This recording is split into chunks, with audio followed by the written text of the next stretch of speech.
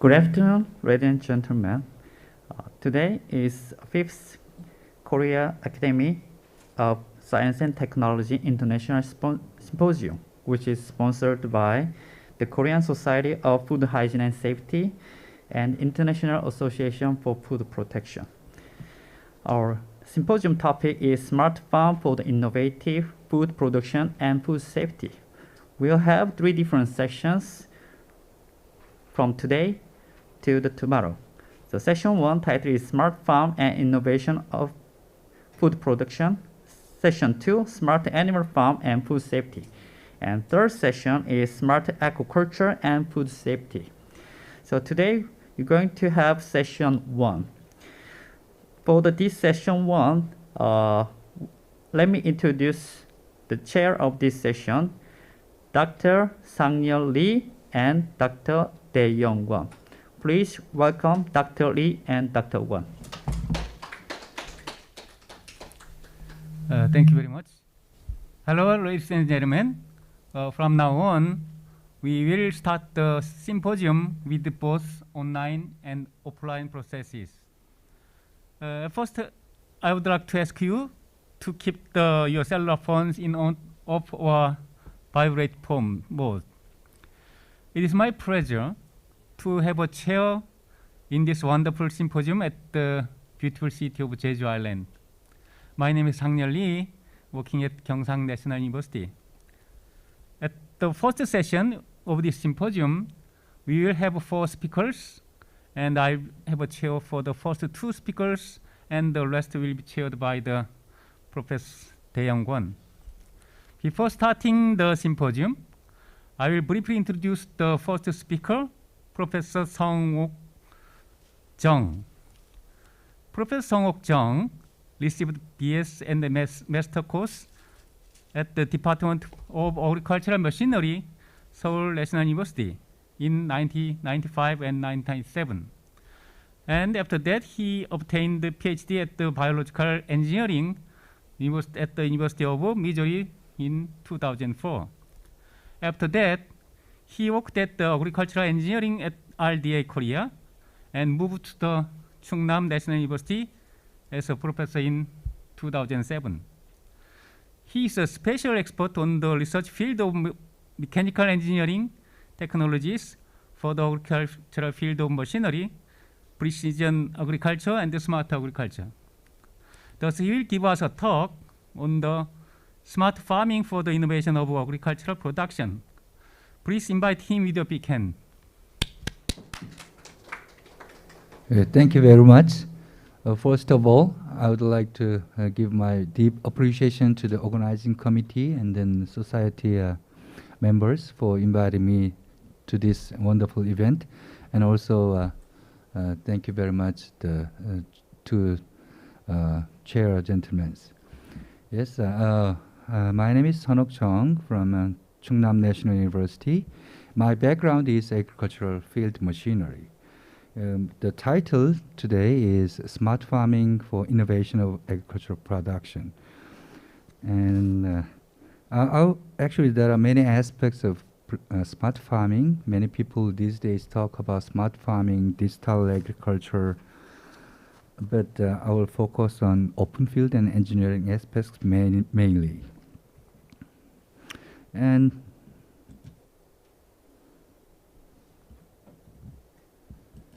there are many aspects in smart farming.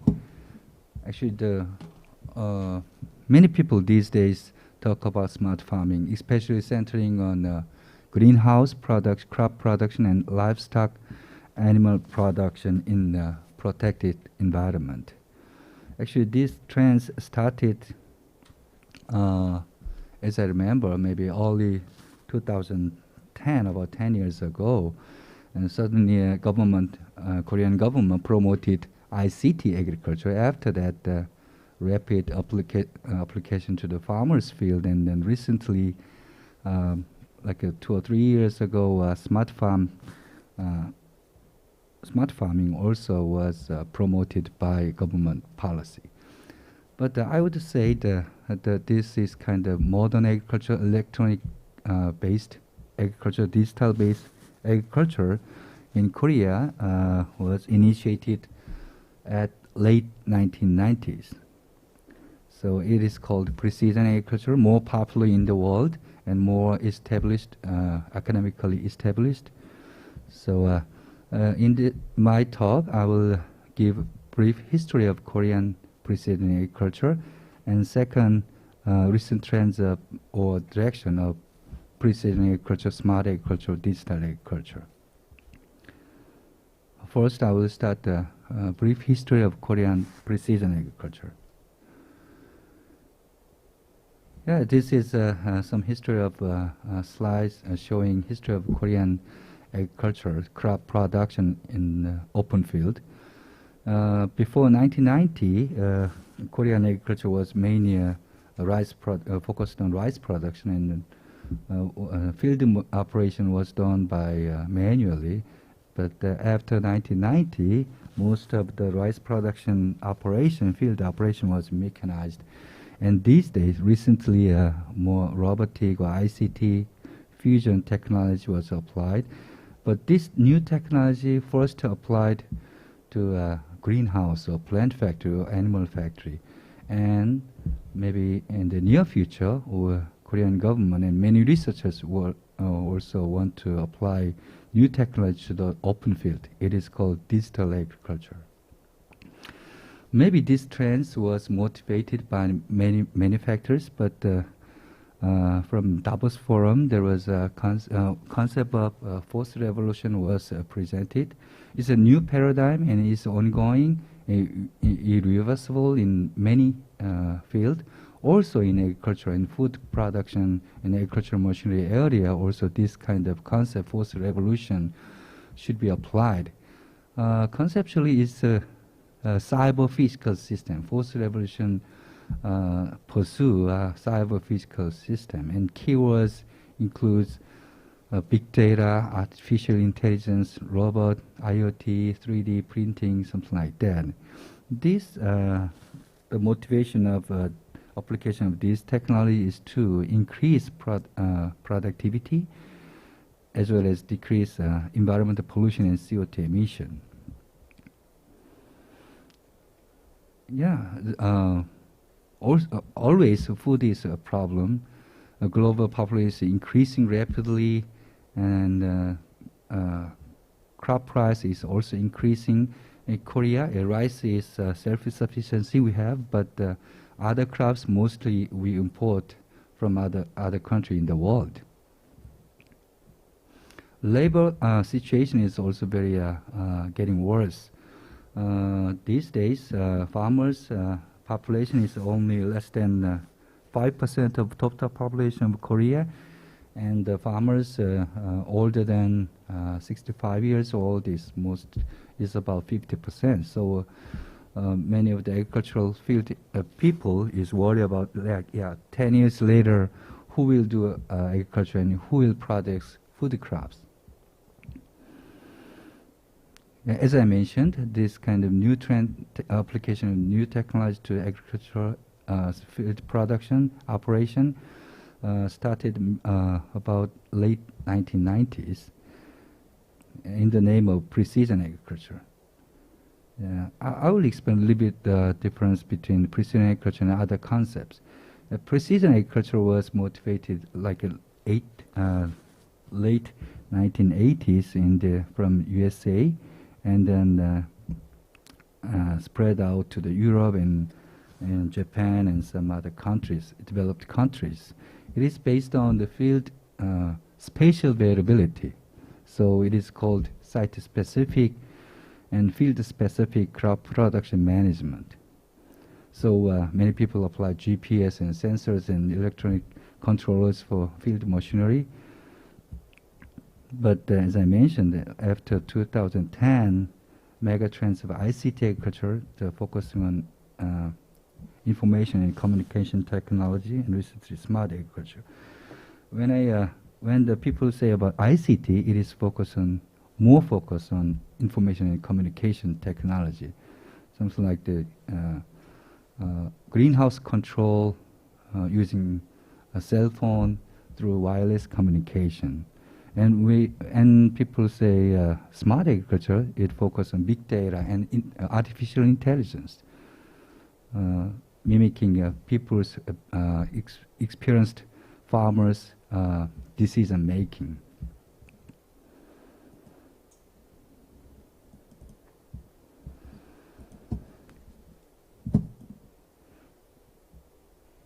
Yes, so 1999, some world famous scientists, precision agriculture scientists visited Korea and had an international symposium, and they visited a Hyundai farm and then also confirmed, yeah, in this small farm like Korea, there is a very great potential of precision agriculture, applying new technology, modern technology to this small field.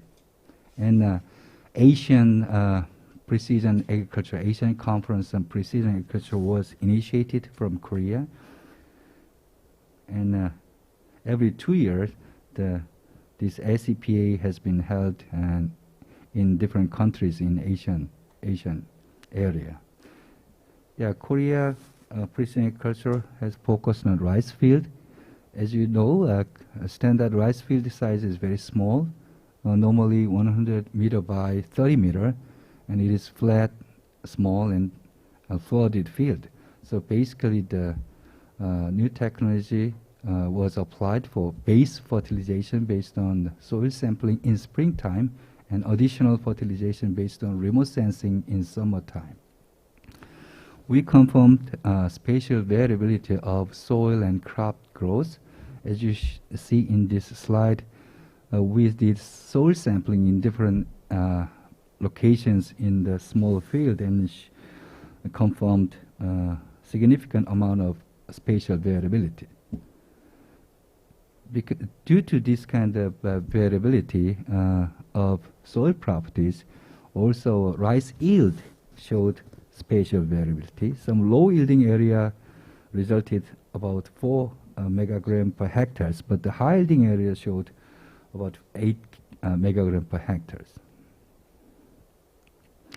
And also this spatial variability was observed in a small dry land field, upland crop field. As you see, soil penetration, resistance, and soil water content also shows very big amount of spatial variability. So after that, Korean scientists and engineers tried to develop some machines and sensors. For example, soil sampler that can take soil core sample and at the same time measure soil properties such as electrical conductivity and water content. And soil organic matter content sensor using NIL reflectance up to 15 centimeter depths.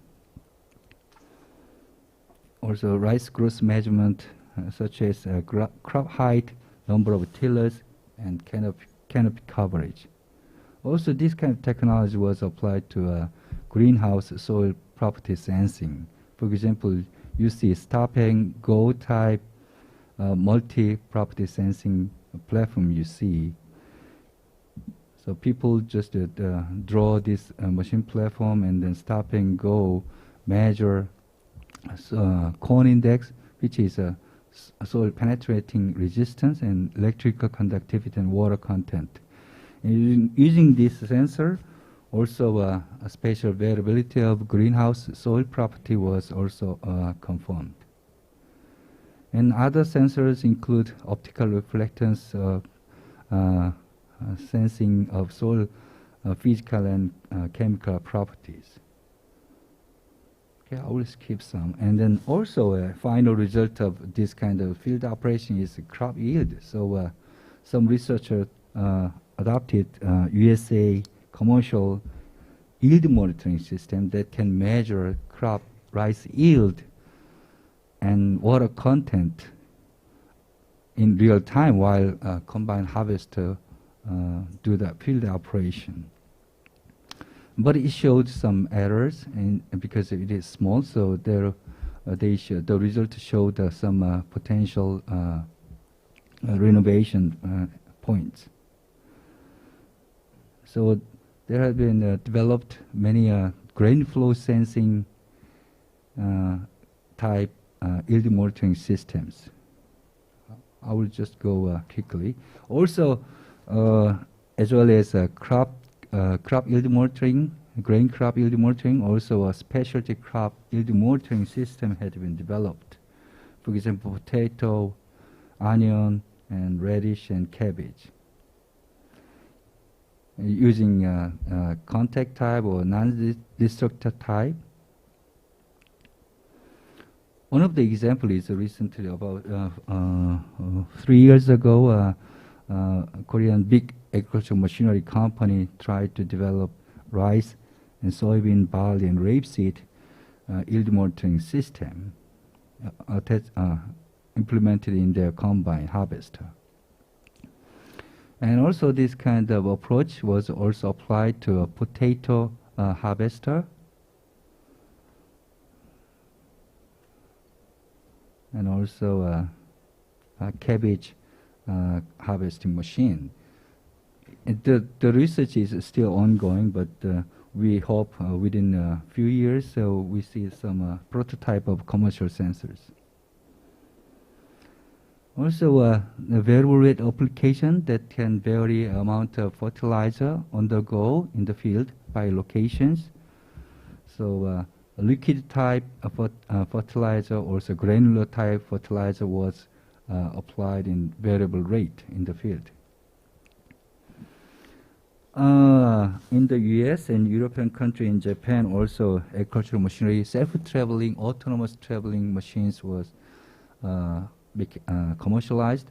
In Korea, from this year, some company commercialized autonomous tractor, and very soon we expect rice transplant and also combine harvest would be commercialized. This is some example from late 1990, starting from autonomous tractor and rice transplanter and rice combine harvester, and weeding robot also.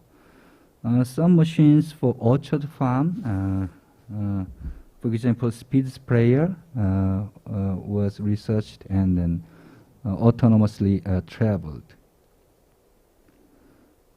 Also, grass mower tractor was also autonomously autonomous type of this tractor was developed and reported. Yeah, when we do field machinery, when we make an autonomous type of field machine, we worry about the position accuracy. But the Korean government have some very accurate DGPS reference station that can improve GPS positioning accuracy up to 1 meter or centimeter level. So we can just buy a receiver only, and then we can receive a correction signal from the national reference station. So we can improve this position accuracy up to 1 centimeter or something like that. Okay, this is a history of Korean precision agriculture in the agricultural machinery area. Yeah, many people, as I mentioned, talk about smart agriculture. I want to discuss a little bit about the concept of smart agriculture. Yeah, well, the precision agriculture and smart agriculture and digital agriculture, everything, when they say, is to improve crop production quality, but also this data can be used for food safety.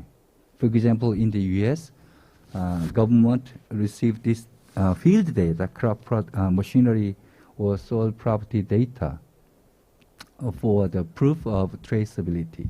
So USA farmers use this kind of field data for certificate of eco-friendly farming. And now Korean government, for now agricultural field, rice field and other field, so field is 1.7 mega hectare, greenhouse is only 52,000 hectare. So short-term goal of Korean government is to adopt and apply smart agriculture technology to the 10% of the greenhouse and animal farming fields. And main technology is artificial intelligence. It is based on big data and long-term big data and then training, like human knowledge. And we normally say there is a technology gap between Korea and then developed country. For open field technology, the USA, America is the most advanced country, and greenhouse and animal production, Netherlands is the developed country. So technology gap is about 70%, and then there is about 10 years of delay. But I will skip this some video. It's just some video of a plant factory and then autonomous or precision agriculture concept. Yeah, this is a capture of the video. Left top figure show some different concept of aspects of smart agriculture. Left top figure show a connected farm. So every machines and humans, the information is shared, and so it is connected. And any place, anytime, farmers can look at the data and monitor. And left bottom figure show concept of spatial variability. So using some sensors and positional information, the agricultural machines can do a different type of operation and at the different locations based on this spatial variability. Right figure show greenhouse, and then right bottom figure show animal production facility and some vertical farm or robot farming in the open field. All of this is environment monitoring and do some actions using control technology. Yeah, you don't see many, you don't see farmers here, but you see only robots and systems. But there are more demands of labor, more advanced knowledge than labor, and with experienced labor to analyze and understand the data and then do some more better management. Smart farm was accelerated through a government policy since, as I remember, since 2016. So first it started the concept of ICT. Okay, so apply information and communication technology. But after that, changed to adopt smart. It means artificial intelligence, because agricultural production operation, there are many things that cannot be controlled and managed using some mechanic fixed algorithm. So, okay, bottom, some blue colors, you see some problems in current smart farm technology application to the farmer's field. There are many dealers and commercial systems, so there are too much various systems. So farmers want to have some compatible, so minimize the diversity of AS supporting system. Also, we need some consultant or trainers. So government want to foster some education system to support farmers. And some other trend is to use a big farm, like a reclaimed area or some province level smart farm valley or open field valley to promote smart farm. They want to adopt some robots, self-traveling tractors, rice transplanters, and harvesters. Currently, mechanization rate of rice farm is almost 100%, but the dryland field for cabbage, radish, or onion, pepper production. Korea has 10 main crops for kimchi production and the ingredients. But the average mechanization rate is very low, less than 60%, mainly because harvesting and then transplanting operations had not been mechanized. So much effort and fund was prepared to improve this mechanization rate, and also at the same time, Korean government want to apply ICT or artificial intelligence technology to the new machines to compete with the global market. Yeah, this one, greenhouse, plant factory, animal factory, you may listen already. So there is a very good website, including government policy and the current status of farmers' adoption rate and some related and participating company list for greenhouse and animal production facilities, and also for open field such as orchard field and dryland crop production field. Yeah, this is very fast quickly ongoing. So sometimes many people feel very confusion, which is smart farming, which is digital farming. But anyway, many farmers wants to adopt sensors and then do control of their facility because of very short labor shortage, especially these days. Oh, okay. So I will conclude my talk. Site-specific field operation. The concept of precision agriculture has been spread out in Korea, but recently ICT farming, smart agriculture, digital farming, some new technologies added to the precision agriculture. And rice paddy field production was fully mechanized, but high value crop, livestock or orchard fruits still needs to be improved. And strong government policy is always the key to promote smart agriculture. You know, Smart Farm Innovation Valley national project is ongoing since 2018, and multi-ministry R&D fund for smart agriculture is available right currently. It's up to it'll be available until 2017. And finally, I want to emphasize importance of education. So there should be more education support program for high school student and then undergraduate student as well as graduate student. Okay, this slide concludes my talk. Thank you very much. Okay, thank you very much for your very nice talk. So, because of the time limit, we can have one or two small questions from the floors. Do you have any questions or comments? Okay, please, Dr. Chung. Don't you have a mic?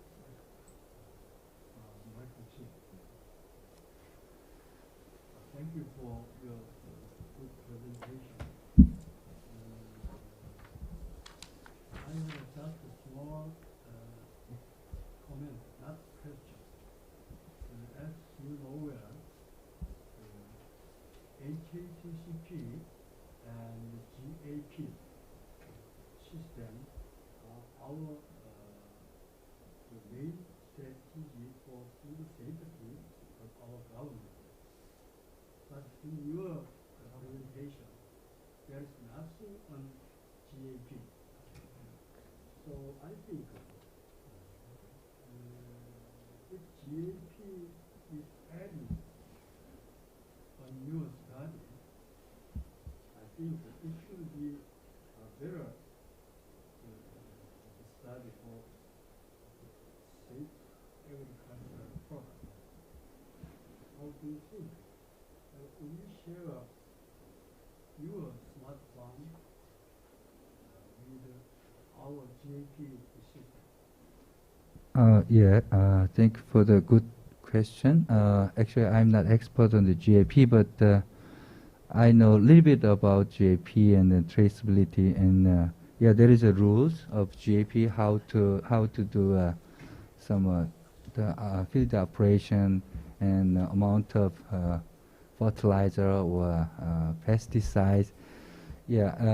I know in the RDA or Ministry of Agriculture did some effort and then did some research. It is very important. It is critical. It is it completes a set of traceability.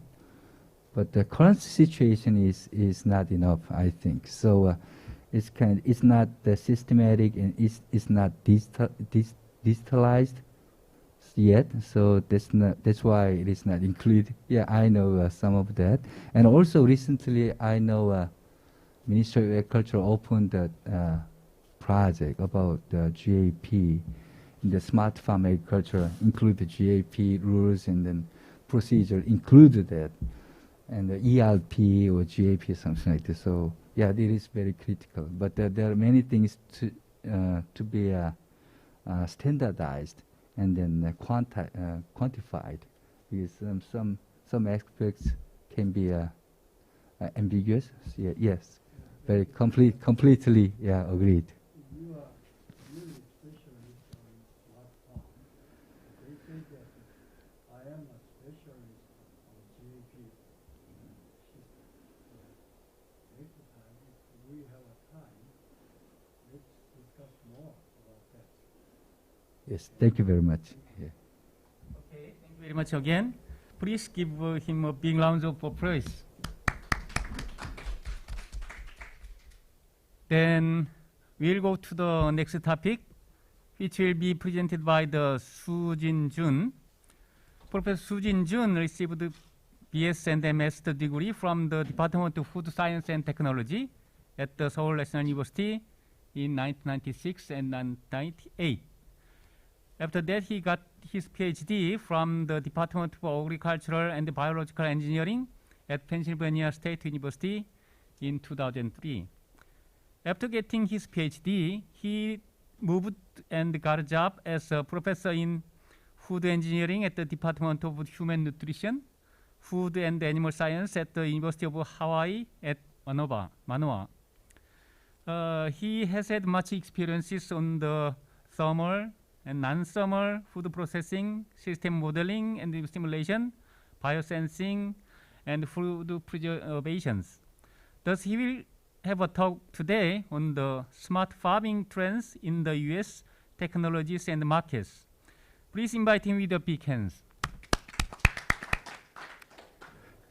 Thank you, Chairman, for your nice introduction. This is Soojin. I'm from the University of Hawaii. And today's topic will be limited to what's going on in the United States in terms of the technology and the market for smart farming trend. I think Dr. Chung also mentioned about the population issue. We have more and more people by 2050, probably 2.2 billion people, population growth, and then 2.5 billion people trying to live in the city. So there's an increasing demand for innovative farming technology and logistics, because we need more food, like 50% more. We need 100% more of the crop demand by 2050, and we have 20% more calorie demand too. So a lot of a challenge for traditional agriculture. You can imagine the climate change, the land water constraint, increasing urbanization issue, environmental degradation, CO2, H2, the footprint issue, and changing income and diet, and then health outcome. So smart farming is a new term in the agriculture sector. They're aiming to transform the traditional techniques to innovative technology, including AI, maybe autonomous vehicle, and machine learning, and the big data, and wireless sensing network and such. So as a technology institution, the diversity, the networks is all work together to come up with the smart farming. When you look at the market, we're expecting about the 2.9 the USD $1 billion market size in 2021 this year, and then we are looking at about the 20.8 USD $1 billion the market growth by 2026. And look at the evolution of this smart agriculture or smart farm, as people kind of cross-use it, the concept. And looking at the 1980, it's the first commercial GIS show up, and the variable rate control show up. That's a sort of innovative the era. And then 1990, we come up with a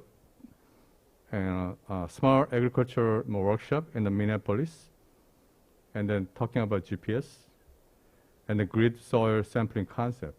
And later on 2000, slowly talking about the cloud, the computing, and then flash drivers. And now you can see the smartphone. And 2010, city builders, they talk about acquisition of the farmland and the retail. And now they need a decision support systems. So what's the drivers? What's the restraint? Or what will be opportunity and then challenge?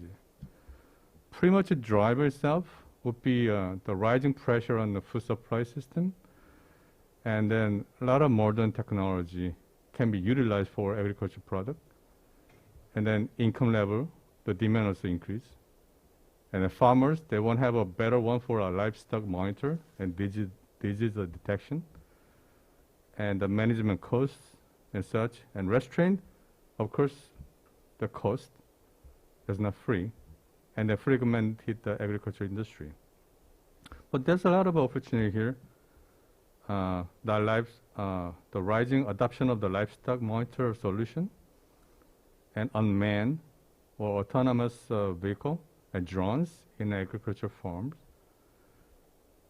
And getting more about the integration of a smartphone for the agriculture hardware and software. So there's a challenge. You have to come with a larger volume of data and how we can manage those. And then livestock farming is definitely a good thing, but it also causes a lot of issue for environment, right? Global warming. For the market search, we have to come up with a value chain in terms of R&D executives and the device component manufacturers, the system integrators, and service providers, end users, and post-sale. So for example, end users, it can be farmers, or it can be agricultural consultants, or livestock dairy farm owners. Right? For the system integrator, they may have to check the compatibility between hardware and software, and they also think about how to integrate the hardware and software too. This is all a kind of value chain when you look at the smart agriculture market. So there will be challenge and then associated smart farming technology. Let's say the resource efficiency, it's a water, nutrient, pesticide, and labor. And what kind of a smart farming technology you may have to imagine? It could be sensors, it can be big data, it could be decision support system, it could be the farm management information system, and there's a intelligent water application system, RFID tag, and such. Right? So a lot of things going on with the number of smart farming technology, which is the SFT. And the scientific paper, research project, and commercial products, they have all different priority. So for example, when you look at the scientific paper in past 5 years, we have a tremendous amount of soil scouting as a top priority, 185, and then maybe fertilization will be the second. But for the research projects, maybe yes, still soil scouting and fertilization is a top two. But when you look at the commercial products, it's a different story. You have more of the tillation and then fertilization, which has a higher number of the smart farming technology. The pandemic is pretty much had a negative impact on the smart agriculture. This is just because of the supply chain has been disrupted, and then we have a lot of lockdowns here. And when you look at the revenue and profitability of the major company, we can see a little bit drop of the numbers in 2020 for sure. But now the market trying to recover from the pandemic, so we are seeing more of a growth curve to across a lot of different regions, which is great. The companies operating the smart agriculture market, they definitely have the hardship because of the supply chain has been interrupted, and there's a shortage of a supply and manforce, which is limited their profitability in 2020 for sure. So a lot of R&D in smart agriculture needs to be focused on how to reduce down the cost and then improve the functionality. And autonomous vehicle, AI, and machine learning, and the drones are kind of a driving force in the mainstream to offer so many opportunity in next smart agriculture market. Hereby, I want to share what's going on in the USDA, the NIFA, the National Institute of Food and Agriculture, as a funding agency. First program I want to say is that this is sort of extension education program. They talk about the $1.5 million total per project, which is more about the training education from the K-12 teachers and college students and farmers and industry people. So more of an education fund. And they have agriculture systems and technology, which is more toward the smarter, user-friendly, the technology ready to the wide variety of crops and producers. So typically, when you look at the engineering for agricultural production systems, this one is $50,000 for individual project, but the funding window is already closed. But their priority is for engineering, sensing, computing, modeling, automation, information system for forestry and natural resources. And they appreciate the system development for automation and mechanization of the labor-intensive task in the crop and animal production. And they talk about the unmanned, the vehicle technology here. They're willing to fund the idea for this one, and also the big data too. And some small, some priority also include the irrigation management system using the smart sensing and model-based decision support system. And then they also have a micro irrigation design and management practice too. Not that far ago, this is also another RFA, Farm of the Future. This is a single opportunity this year, due October 15. It's about the $4 million for one single winner. Purpose of this program is to establish the agriculture test bed and demonstration site for precision agriculture, the smart automation, and data connectivity and transfer. So this is all about what we're talking about, the smart farming technology. Only one single winner.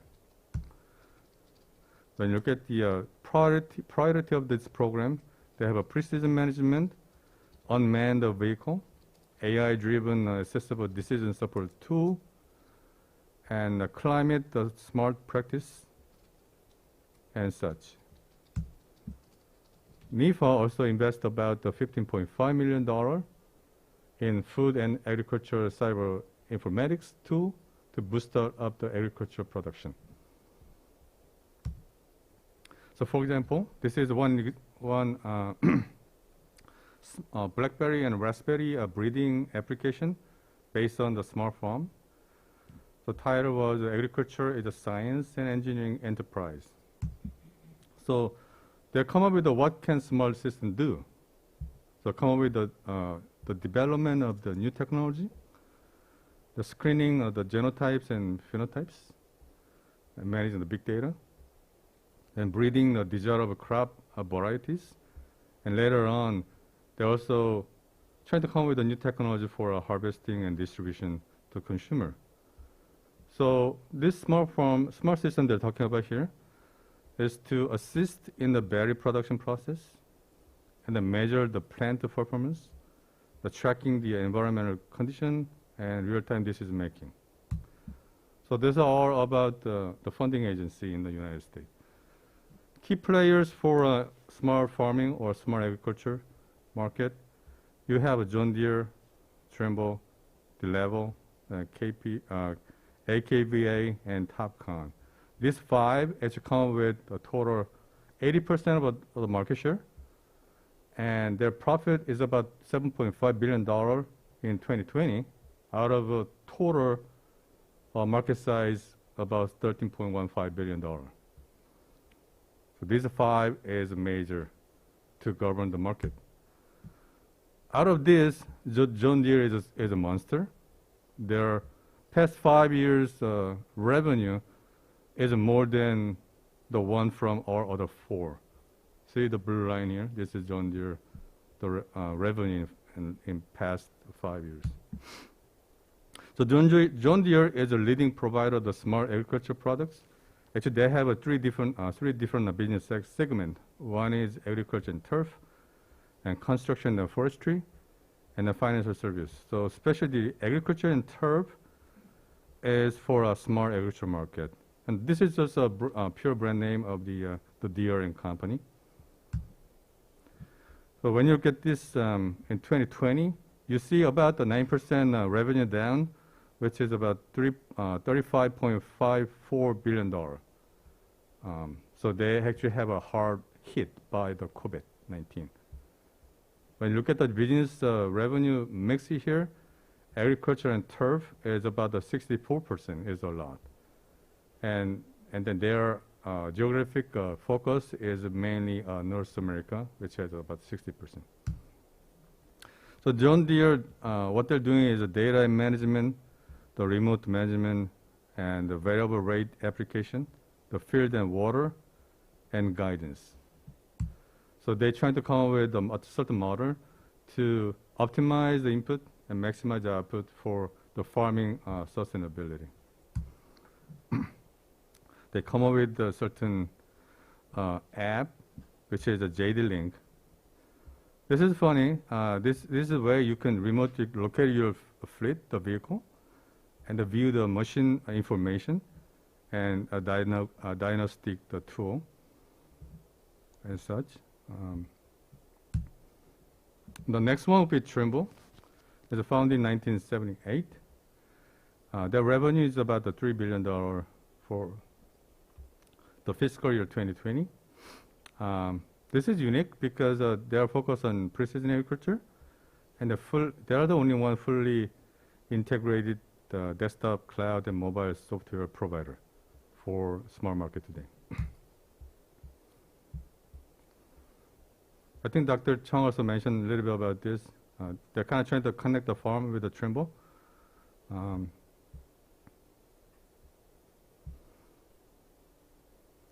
So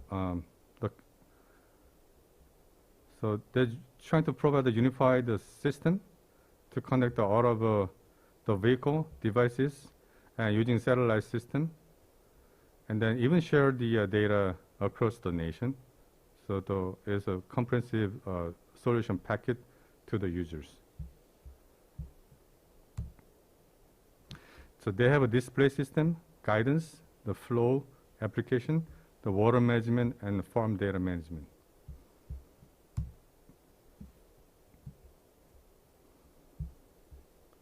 Smart farming has a lot of interesting example. The farm box of food. This is the container farms. They're doing the mushroom and the vertical hydroponic farm here. Trying to maximize the growth of space. This is vertical farming while minimizing energy and the water use.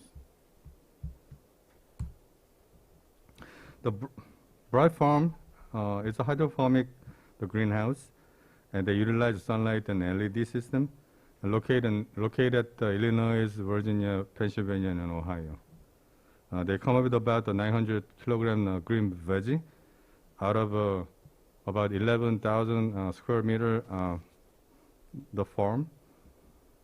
So they're using actually smartphone to control the temperature, the humidity, and the CO2 level.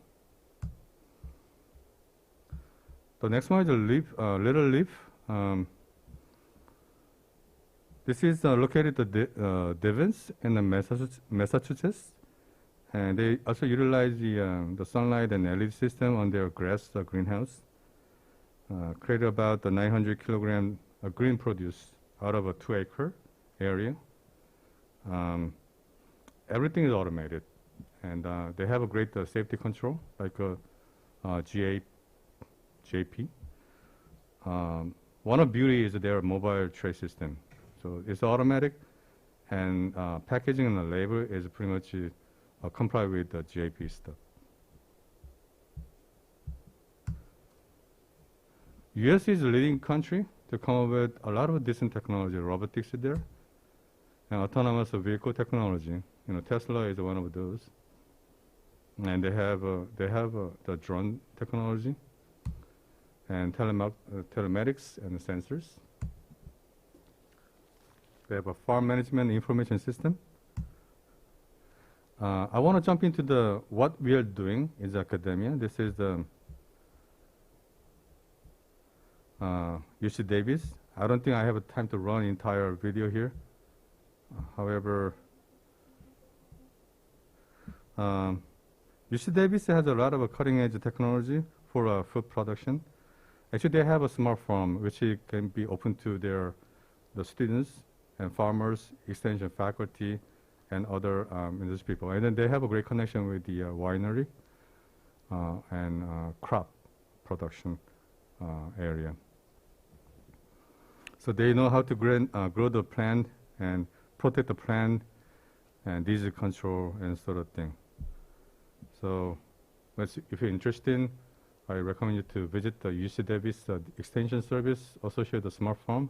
They have a bunch of information. So what I'm trying to say is education for Smart Farm is ongoing here in the academic side.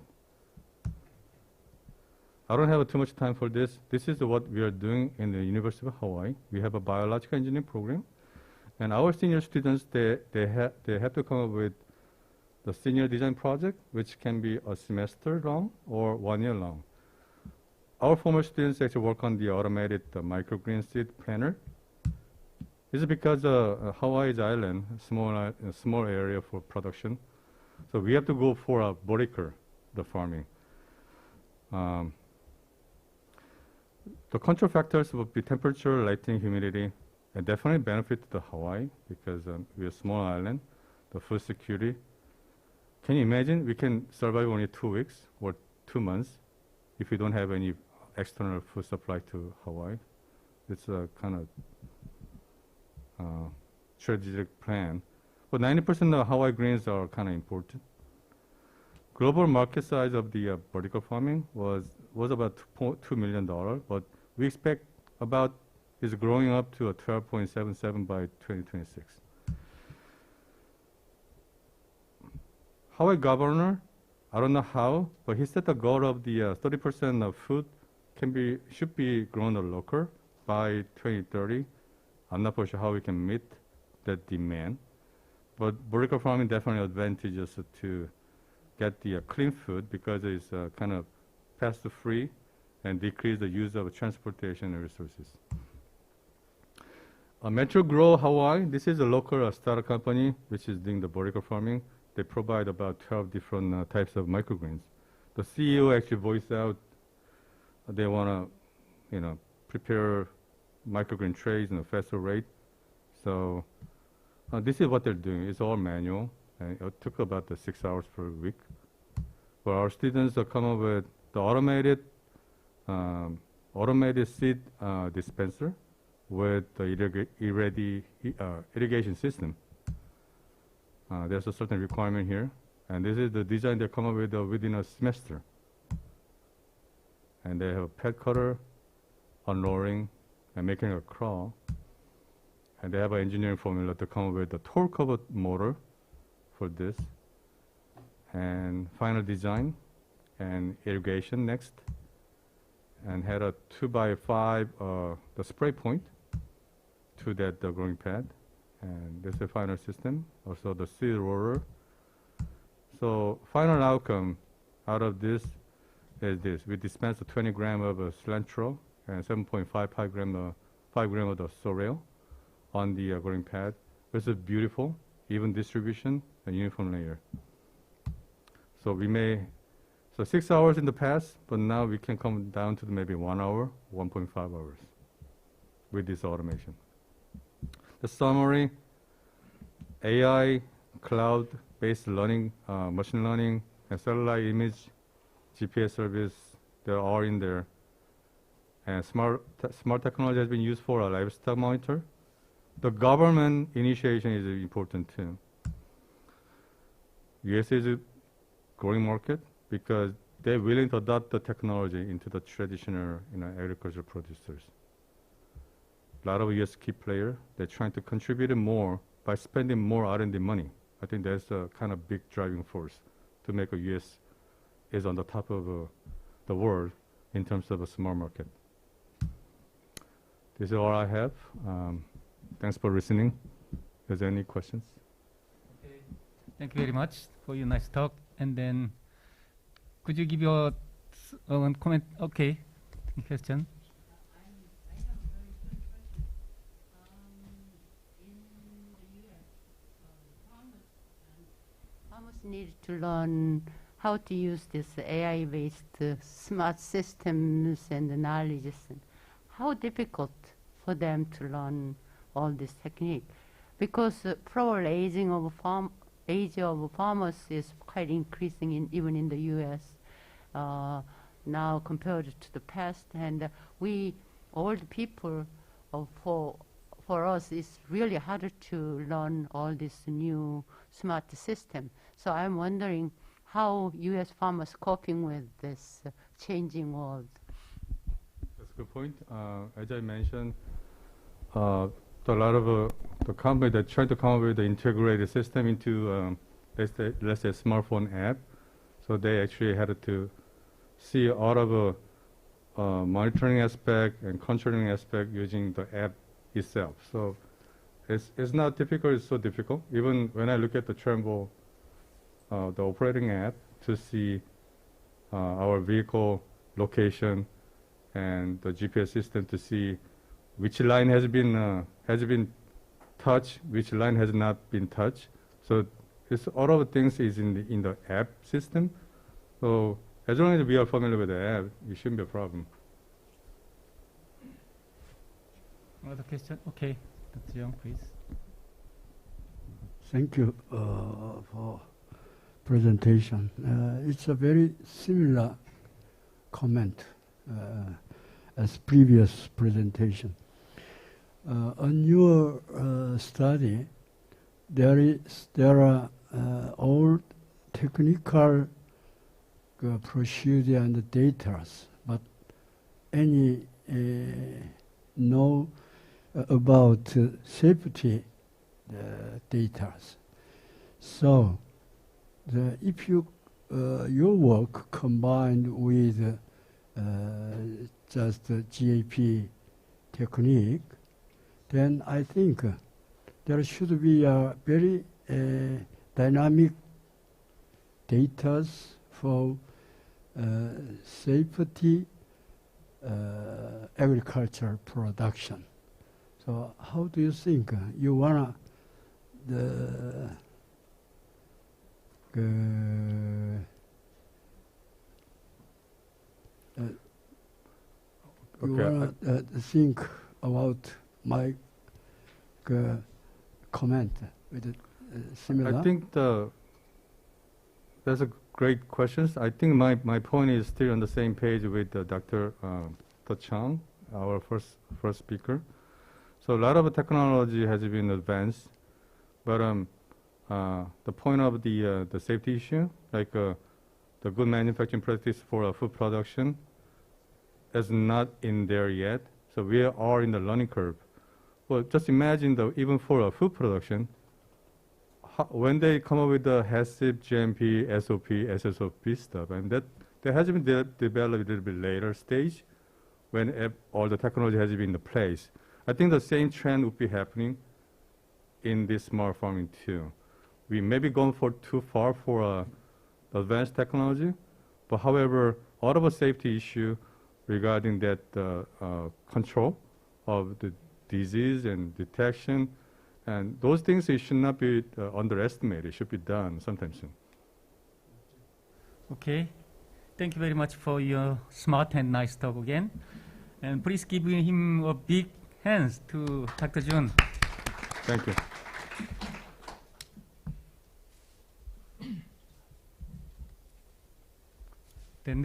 The last part will be chaired by Professor Tae-young Kwon.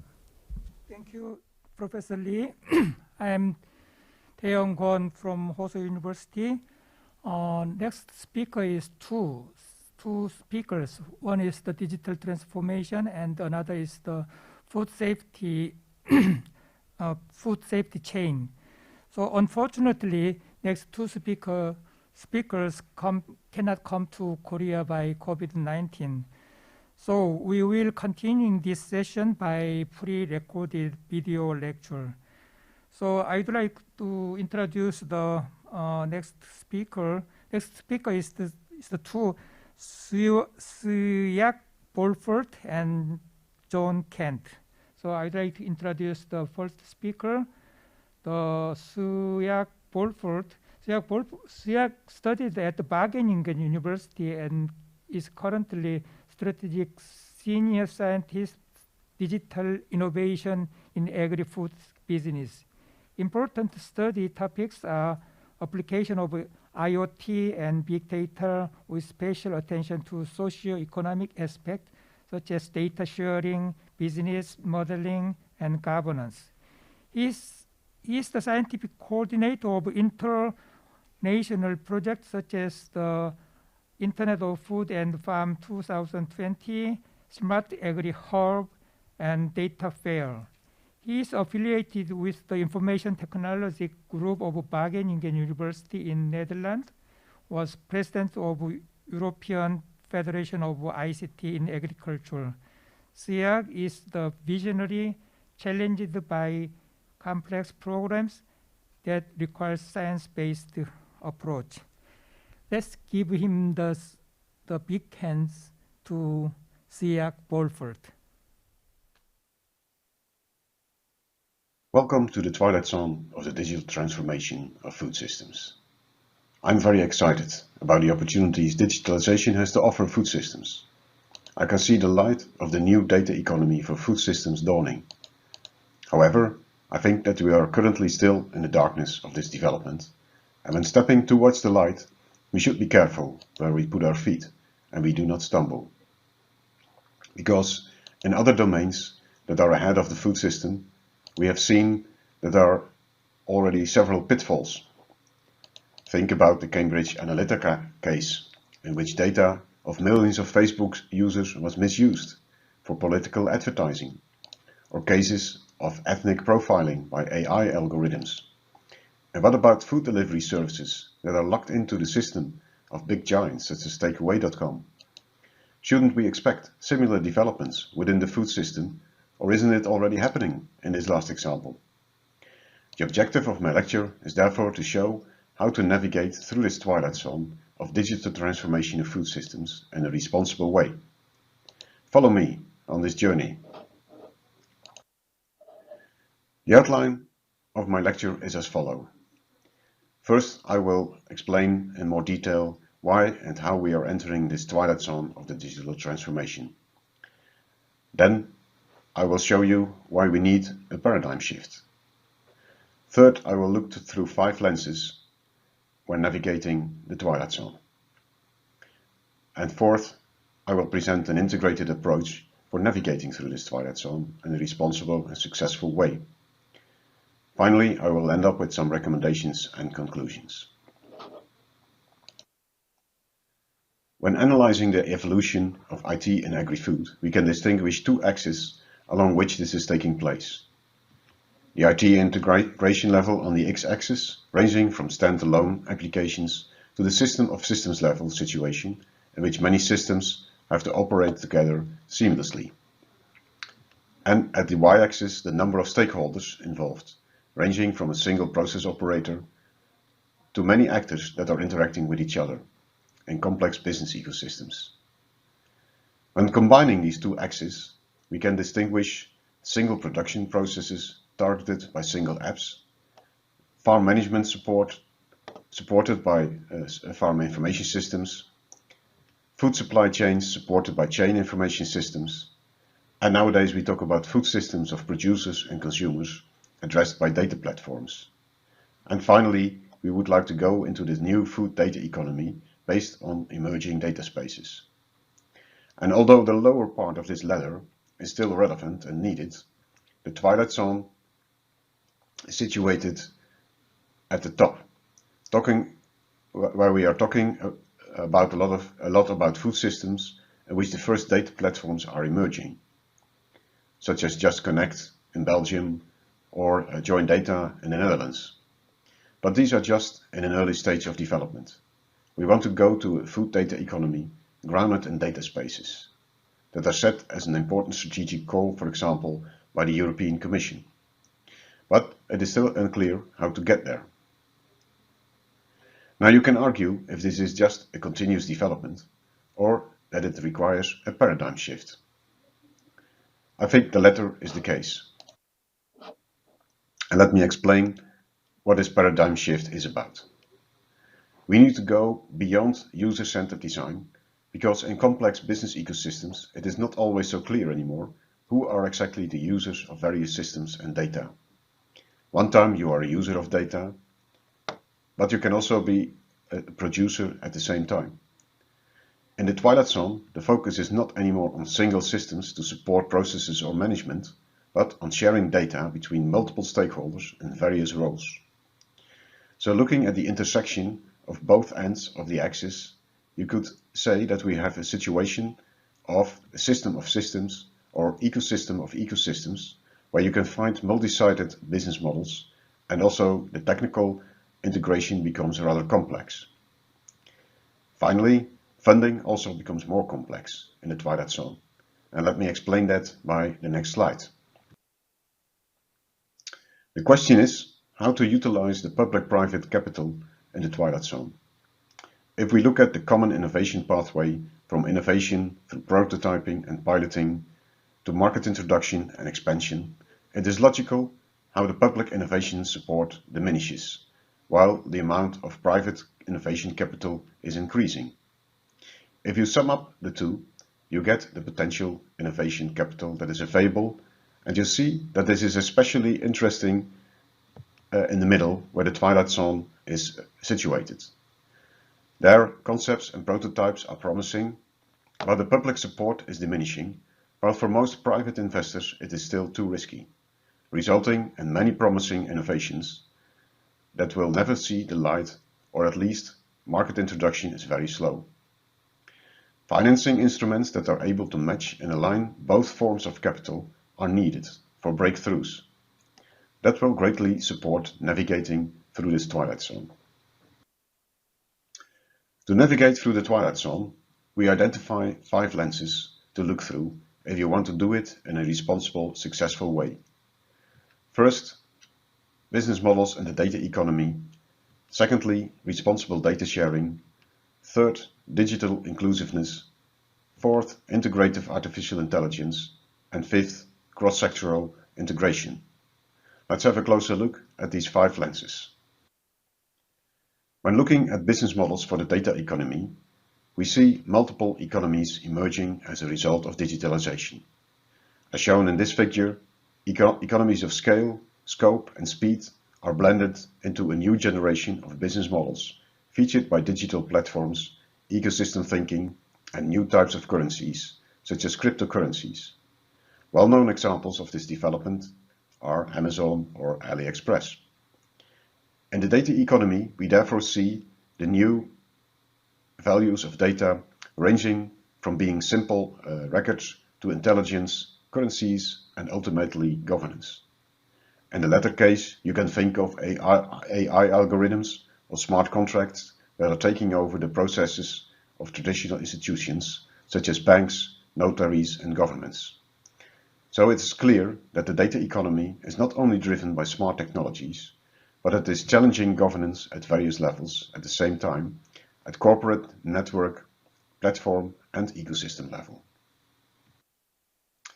The second lens is about responsible data sharing. First of all, it is clear that the willingness to share data is a key for digital innovations and to move towards the food data economy.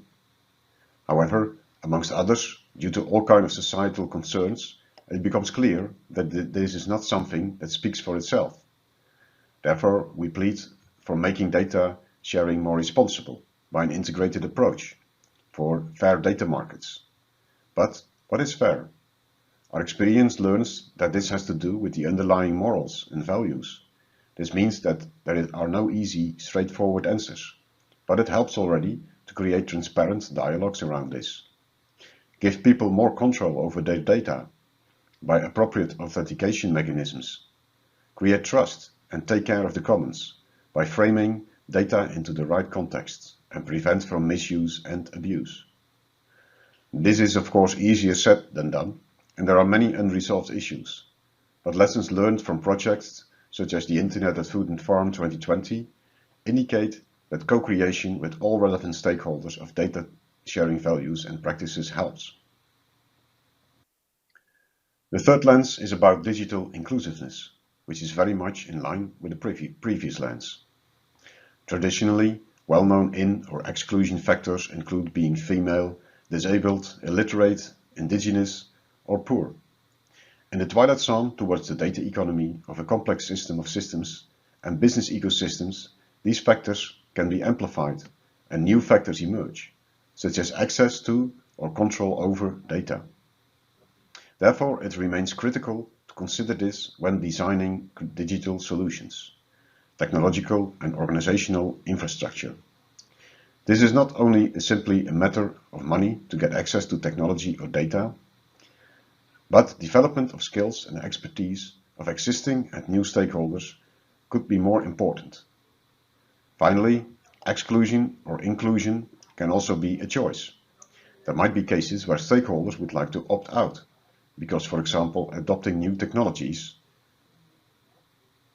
also brings additional unwanted responsibilities. So involuntary inclusion is not always beneficial and could even be harmful. However, the choice of exclusion or inclusion is not always cut and clear, but it can pop up suddenly. Therefore, it is important to account for this in the design of digital innovations.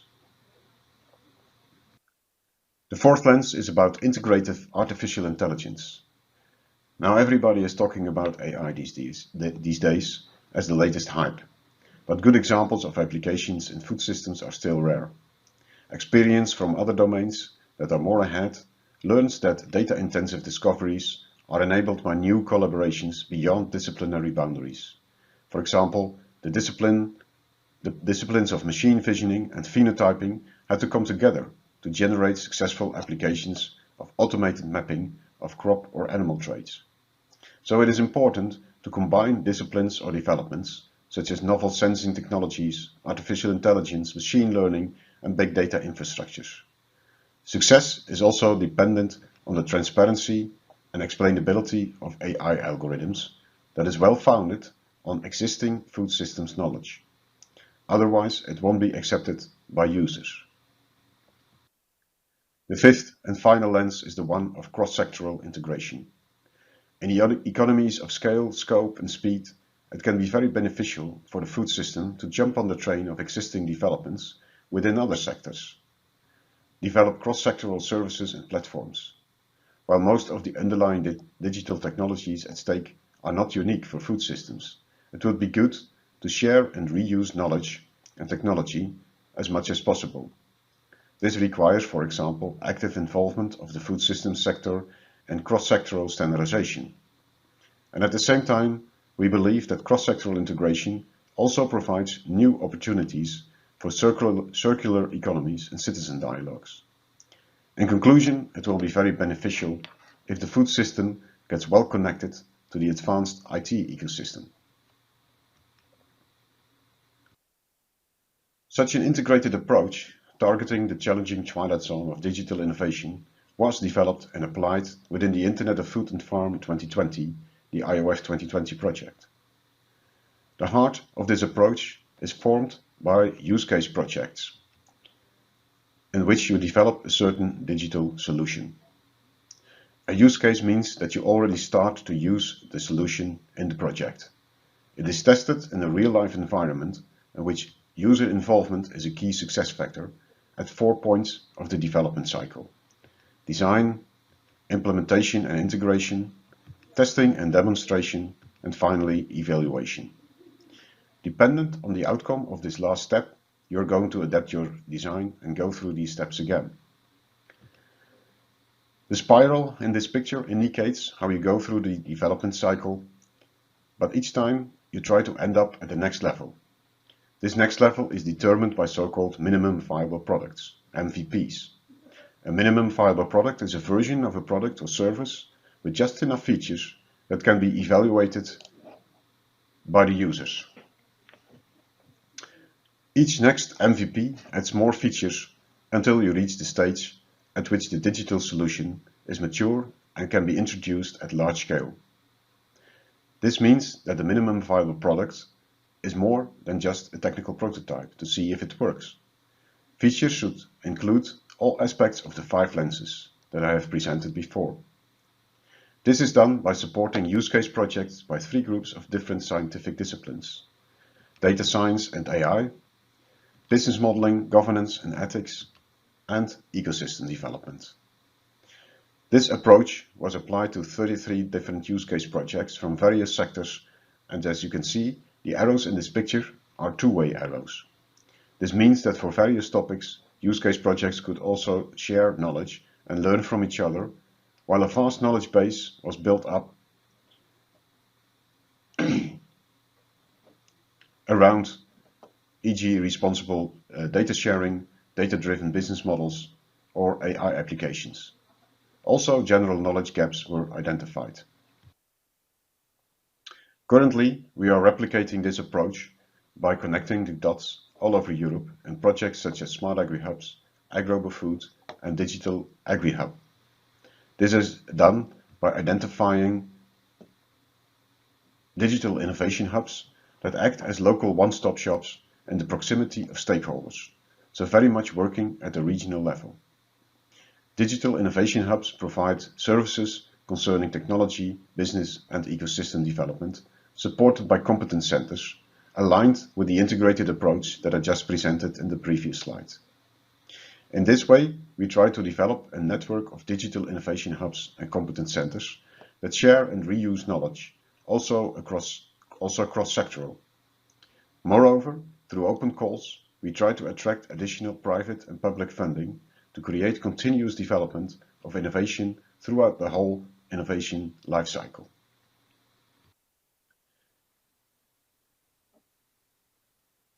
A few recommendations.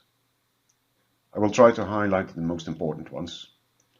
That digital innovation projects in the Twilight Zone need an integrated approach with constant interaction between all relevant stakeholders supported by multiple disciplines, looking through the 5 lenses I presented. And structural ecosystem development should be facilitated by aligning public and private funding instruments. I'm coming to a conclusion. Digitalization towards a new data economy for food systems has entered a twilight zone where the light is dawning, but developments are still in an early stage. Navigating through this twilight zone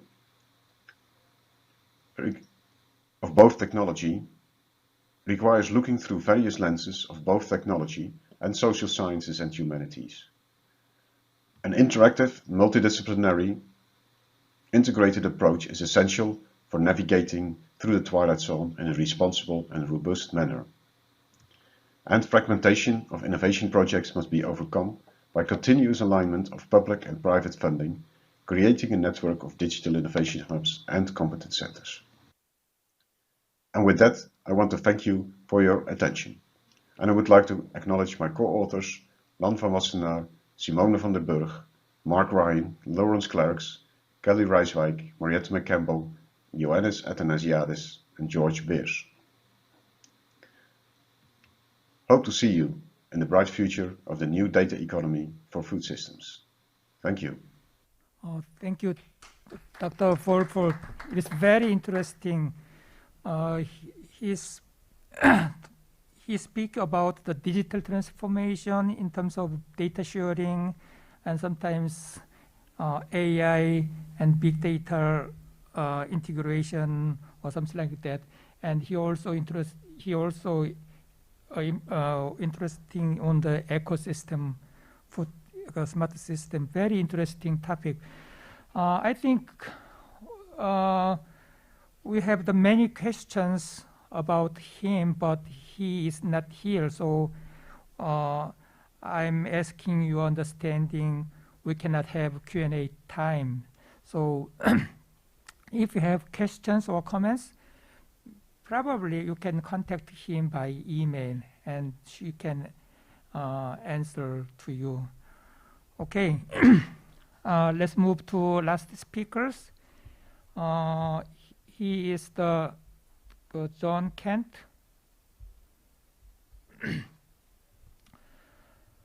He's the professor. He's the professor, director of supply chain China initiative, and the clinical professor in the Sam M. Walton College of Business at the University of Arkansas. In addition to teaching supply chain courses, his responsibility include multiple supply chain food safety research projects and cooperative academic programs throughout China. He is also senior fellow at the George W. Bush Foundation for U.S.-China Relationship. He earned his PhD in logistics and transportation from University of Tennessee, MBA in international management from the University of Dallas, and BS in computer science from Henderson State University. He has over 10 years industry experience in various modes of transportation. His research has been published in Journal of Business Logistics, Transportation Journal, and International Journal of Physical Distribution and Logistic Management. The title of his talk is Blockchain Technology in Food Traceability. Let's give him a big hand, John Kent. Hello, my name is John Kent. I'm a faculty member in the Supply Chain Management Department in the Sam M. Walton College of Business at the University of Arkansas. I'm fortunate to be involved in a supply chain food safety project, actually a couple of projects over the past few years in cooperation with the Walmart Food Safety Collaboration Center in Beijing. And my presentation today is to tell you a little bit about our projects. They relate to both the poultry and pork industries in China.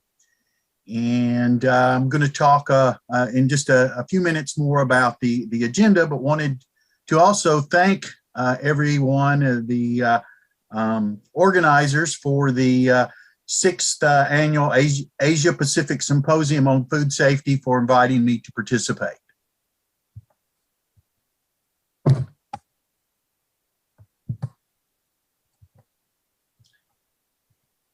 The market scope of our project is, like I mentioned, is domestically in China, but it includes an international research team. I'll explain that a little bit more on the next slide.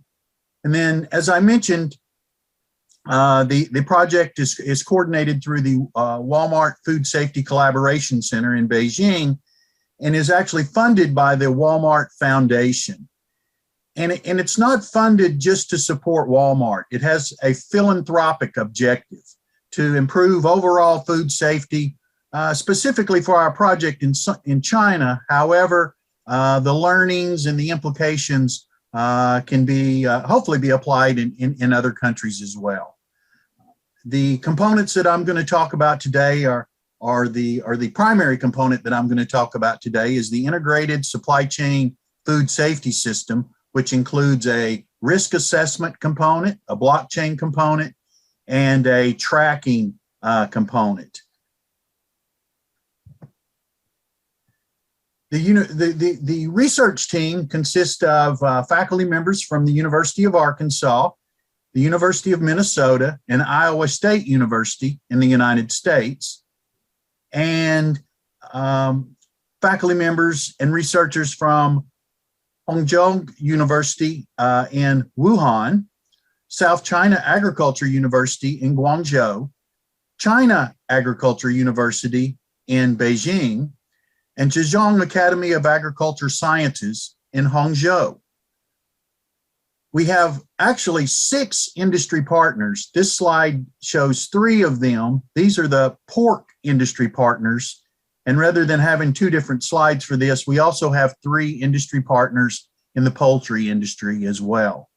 And those industry partners provide us access to their farms and their production facilities.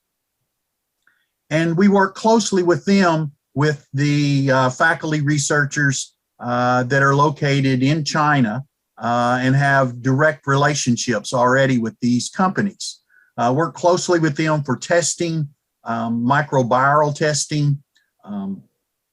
Salmonella is part of that, antibiotic residue testing for food safety on the farm and then the production facilities.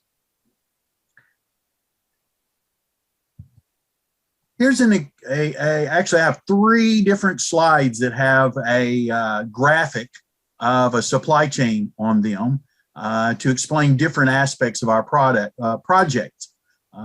This particular slide is hopefully a bit familiar for most of you. If being a supply chain faculty member, I work with slides like this all the time. And in this case, as you can see, it goes from the farm all the way to the retail market.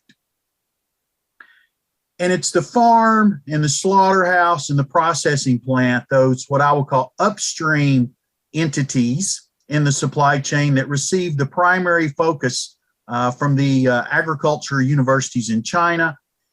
And it's really my responsibility and the Supply Chain Management Research Center's responsibility at the University of Arkansas to ensure what we call a supply chain orientation in the project. So it pushes us to look at not only the farm, the slaughterhouse, and the processing plant, but also the transportation providers, primarily trucking, cold chain trucking companies, storage or wholesale facilities, and then the retail markets themselves.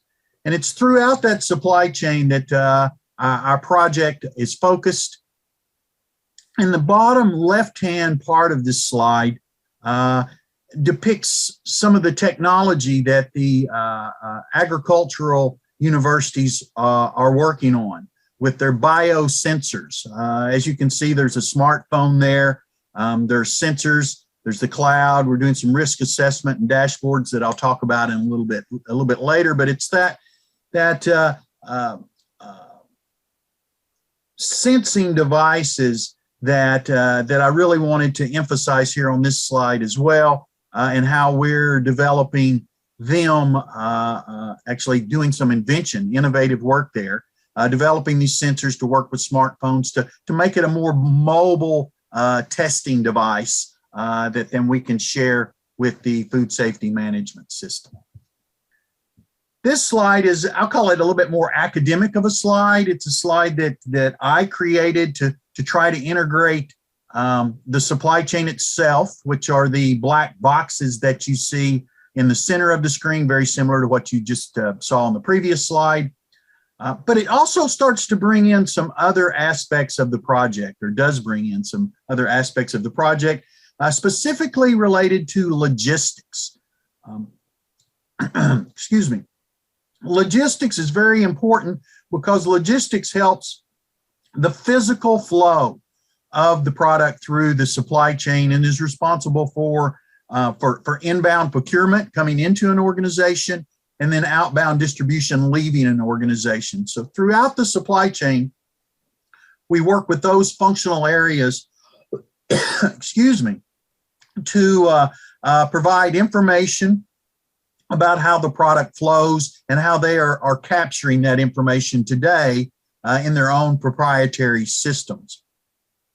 And so it's that systems component, that cloud component, the blockchain component that you see on the top of the slide. And blockchain uses redundancy in multiple databases. So that's the reason you see 3 different depictions of databases. And then you see all those arrows going from each of the physical entities in the supply chain to those databases for sharing information. Also want to mention air, water, and soil, the biological systems that are associated with a food supply chain.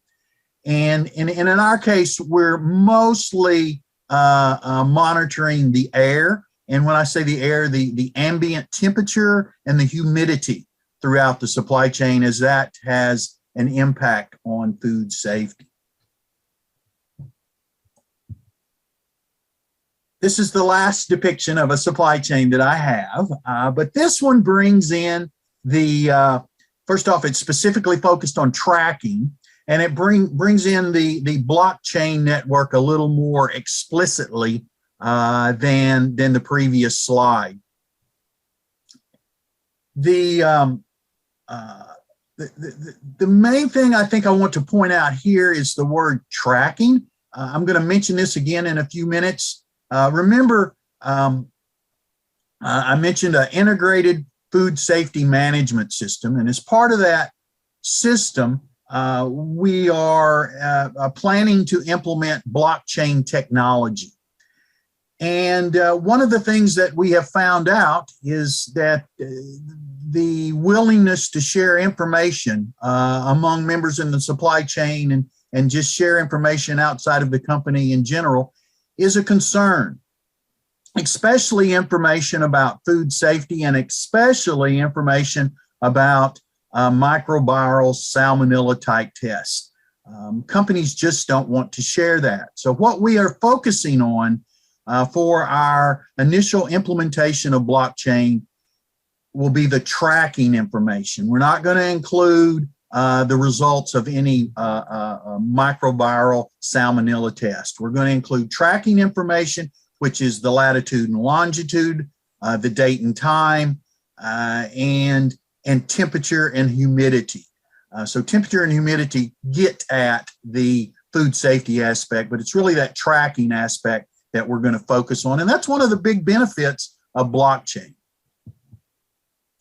Here are a list of the food safety measures or the data elements that we're interested in. And as you can see from this slide, they start at the farm and they go down through production, transportation, just DC stands for distribution center, and then the retail data. So expect to collect data from each of the physical locations on the supply chain, including transportation, which moves, and within those different entities, we've identified food safety data.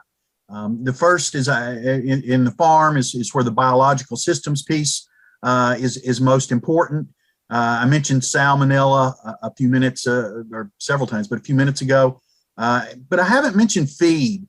Feed is a input into the farm and is an important part of food safety as well. We're looking at production facility data of temperature, humidity, salmonella, and antibiotic residue, transportation data, temperature, pickup and delivery times, locations, where the pickup was made or the delivery made, distribution center data, similar information, and then the retail data. Some similar information, but there's one new piece there under retail data called social media. And the reason we've included this is because in our discussions with the retailers, they have mentioned that they monitor social media to help them with food safety in their retail locations. And what they find is that when people consume food from their retail locations and then become sick, they will tell their friends about that on social media. And so monitoring social media is sometimes a leading indicator for food safety. And then finally, model output, that's our dynamic risk assessment model that will be producing information that we want to share in the integrated system as well. And then regulatory filings. I mentioned the hesitancy to share data throughout the supply chain, and it may require government regulations for some aspects of the data to encourage companies to share that data. This is an example of a dashboard, part of the integrated food safety management system. Actually, one of the critical parts of the system is the user interface and how managers throughout the supply chain can interact with this information. So this screen shows you it's actually a poultry dashboard. But there are a couple things I want to point out on the screen. One is on the top left-hand corner, you see the bar chart with Walmart, Vanguard, Metro, and Lotus. So we have gone in shopping for groceries, specifically poultry and pork, and then we'll take those products back to our labs at the universities in the town where we are working, and we will test the product. But it's that philanthropic nature that I talked about in the beginning, where we're not just focused on Walmart. We want to improve safety across the supply chain and across competitors in the supply chain. So there are a group of retailers that we're working with. And then in the middle top of the screen, you see a list of production companies, farm companies that produce poultry in this case, but also working with pork companies as well. So what are some benefits of blockchain? When I was asked to make this presentation, one of the areas that was of specific interest was the blockchain piece. And so I included a slide on benefits of blockchain. And it's, you can read the definition here with me. With the increase in consumer demand for food, for safe and high quality food, many blockchain-based platforms provide transparency in the supply chain from production to consumption based on traceability system of the blockchain, giving consumers trust and authentic information. So that statement, not really a definition, but that statement of the benefit, one of the benefits of blockchain is where we're focusing, and it's on that traceability. I mentioned tracking, latitude and longitude, date and time, and what's going on at that specific location. Is it a pickup or is it a delivery? But it's that consumer trust that we're really trying to help build up and support. So benefits include tracing in a food safety. Hopefully at some point we'll be able to add, maybe with limited abilities to view, but results of the microbial testing. I mentioned building consumer trust, preventing food waste during an outbreak. Those of you, which I think are most of you, that are familiar with food supply chains know that when there's a problem with contaminated food, sometimes much more food has to be thrown away or disposed of than is really contaminated or that is really has the problem. And so having blockchain helps us to isolate the parts of the supply chain or even the parts of an order that maybe the the only part that's susceptible to the contamination. And so we can just eliminate that part of the inventory instead of maybe an entire warehouse or worst case scenario, an entire company's supply chain of their products. So those are the primary benefits of blockchain. Here's some of the insights of blockchain that we have identified in our project so far. And the first one here is the current practice is farm to production focused. These companies know their farms well. They know their production facilities well. And that's when I say these companies, the industry companies, the producers that we're working with, that's where their focus has been and for the most part still is. There's currently no known blockchain implementation plan, so we're looking forward to working with some of these companies to get an implementation, hopefully a success story behind us, so that then we can share with others. We have been able to complete a manual follow the shipment test, where we started at the farm, went to the production facility, went through the packaging process, and then on to the delivery to a retail store, just manually gathering data and confirming that the data was really there. And in fact, it was. We were able to gather the locations, the date and times, and the temperature, and to verify that the data actually existed. And so the next step will be to work with these companies and digitizing that information. Another insight we found is there's really a lack of complete supply chain orientation or a view of the supply chain by these companies. They tend to know their parts of the supply chain very well because that's where they focus their time.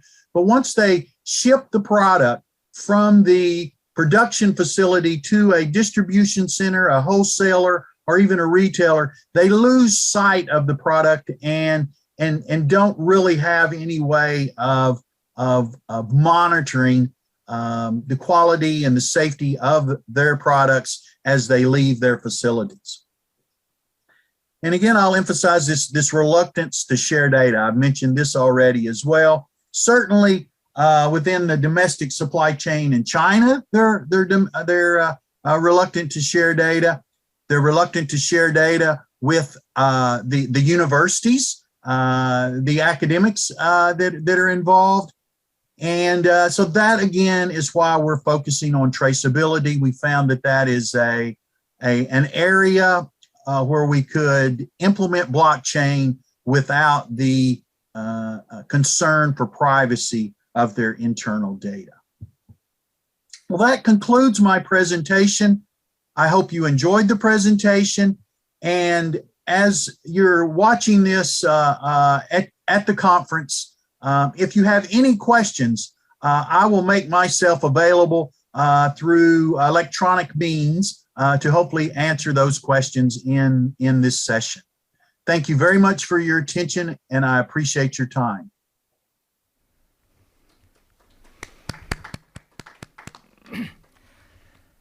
Maybe. Also, we don't have time to Q&A time, so I'd like to close his speak. Yeah, thank you very much. Today's session 1, Smart Farm and Innovation Food Production, is closed. We're going to have about 30 minutes break. We will start the session 2 at 3:30. Please come back around 3:30. Thank you very much.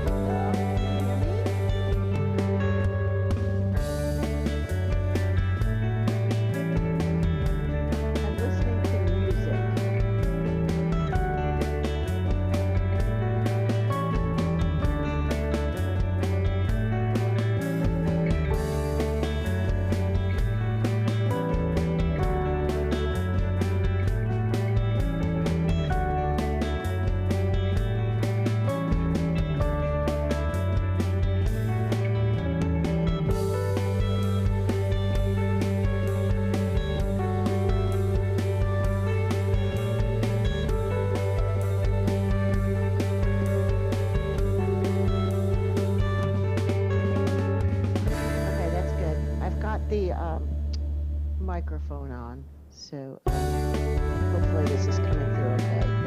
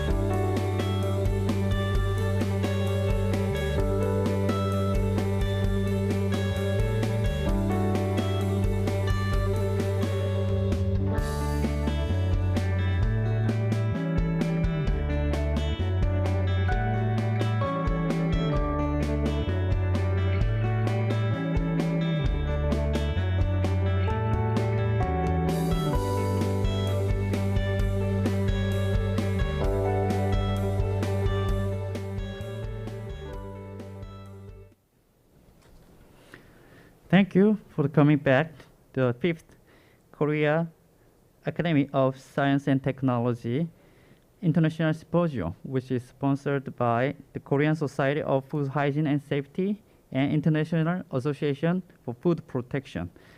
Now we're going to start the session 2, Smart Animal Farm and Food Safety. For this session, I'm going to introduce two chairs, Dr. Ho Jae-han from Seoul National University and Dr. Myung-Gur Bang from Chungnam University. Please welcome the two chairs.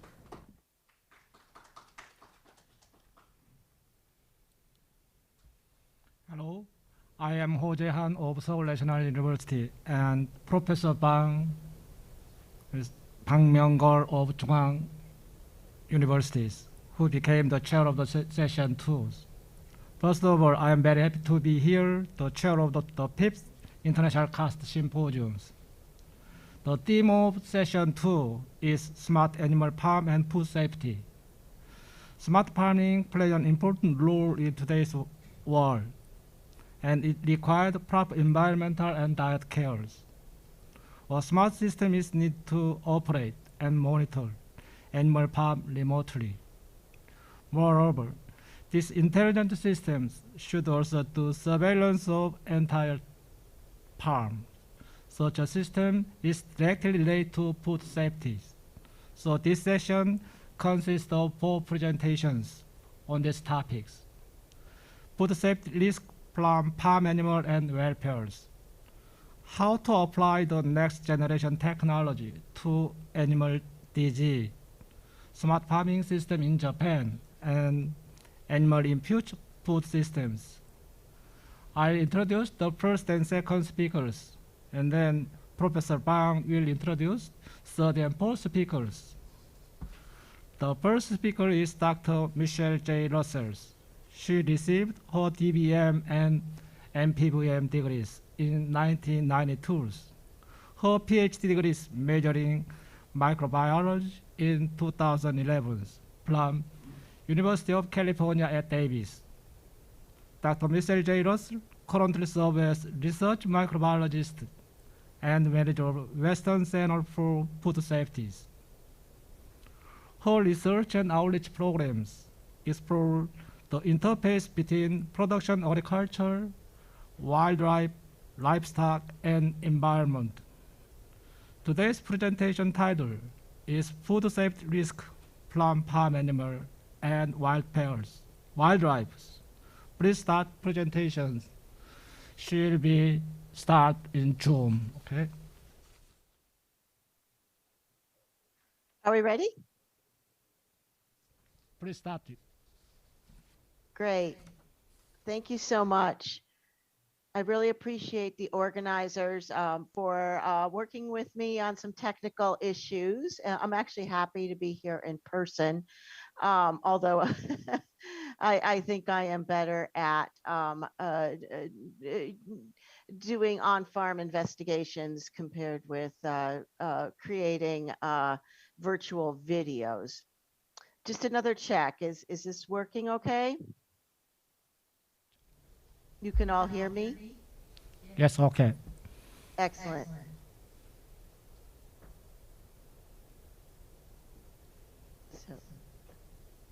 So as some background to start off this session, which I think is extremely timely, if you have watched the news, especially out here in the United States, we have had problems with especially fresh produce, which I'm going to emphasize, but I'm going to also give a little broader background here.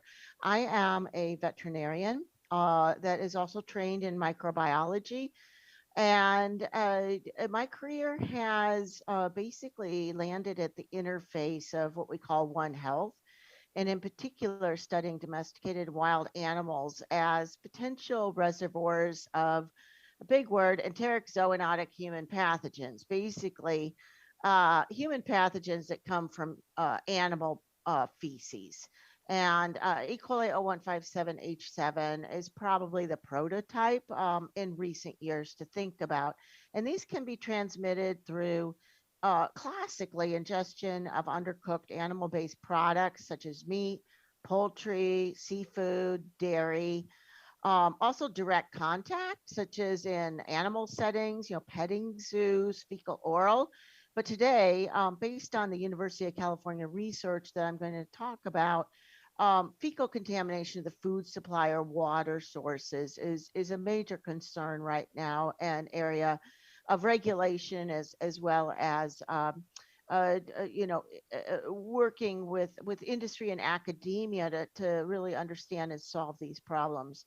The pathogens, again, these are zoonotic diseases, the pathogens that go typically from animals to humans. They may go human to human, but often they have reservoirs in animals that don't look sick. And Campylobacter, Cryptosporidium is a parasite, Giardia, Listeria, is an environmental that can come from animals. I am going to put some emphasis on the shigatoxin producing E. coli and E. coli 0157 because we have had a lot of issues with this worldwide and also here in the United States and all the way down to California, starting with concerns about animal products such as ground beef, but moving into unfortunately the world of fresh produce and vegetables such as romaine lettuce and spinach that are eaten raw. I will point out a book. I'll do a little plug here, but we did publish a book a couple of years ago on the risks from wildlife, but this also looks at the risks of the wildlife livestock interface. And many of these, fecal-borne pathogens, of course, are bacterial or parasitic, but there is the issue of viruses, and it's just sort of a unknown emerging area, right? I'm not going to say much about viruses, but it has, this was a fairly, a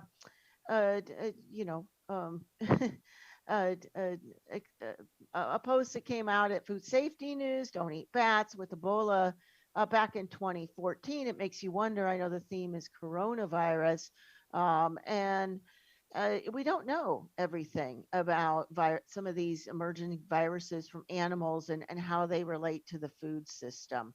And so that is something maybe for another conference, but I wanted to mention that it is on people's minds to keep studying where these viruses are moving. But probably the prototype right now to think about is this this group of pathogenic E. coli that are called shigatoxin, STEX, further divided into a pathotype of enterohemorrhagic E. coli and the prototype E. coli 0157 H7. And it's interesting because I have been working with this bacteria for about 20 years or more and learning the confusing taxonomy and just to tell you, all of it might change with whole genome sequencing. And I think the next talk is on next generation sequencing. It's really changing the face of how we look at these pathogens. But we do know, regardless, that these primarily come from animals, but can go to humans. And if you look through the literature, it's quite amazing how many animals you can find this pathogen in, also often rare, but definitely entrenched in our environment. And I just want to say that I'm not giving a clinical talk today, but this is a very serious pathogen. This isn't just tummy ache. This can lead to life-threatening disease and permanent injury in young children, especially elderly people and immunocompromised. And also it fits into this theme of One Health, animals, human, environment, and how we all connect, the medical community, all of the veterinary community, microbiologists, statisticians, just it really brings everyone together that's actually probably in this room today. Going into the main area of my abstract and talk today is really produce food safety and how that intersection has happened with livestock, wildlife, these pathogens, and really this interesting demand for raw produce, which is healthy. It's great having less processed food, but that means no kill step.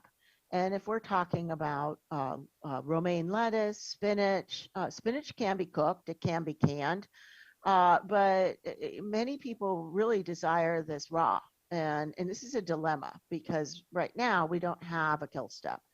And some of these pathogens have a very low infectious dose, which makes it dangerous for just a small contamination event. And there's the possibility of pathogen attachment to the plant, where simply telling the consumer to wash it isn't enough, and the possibility of cross contamination with mixing of different fields. And I want to bring up the principles of environmental investigations, and that we typically find out about illnesses and outbreaks and problems at the consumer retail level, but then there's the trace back, and for a long time most of the focus has been on the the retail processor level, but in more recent years, there's been work done on the farm, which brings up this issue again back to animals and livestock and wildlife, and how do they interact with, and how do they, where's their importance in the relative risk compared to other known risk factors such as water, bioaerosols, workers.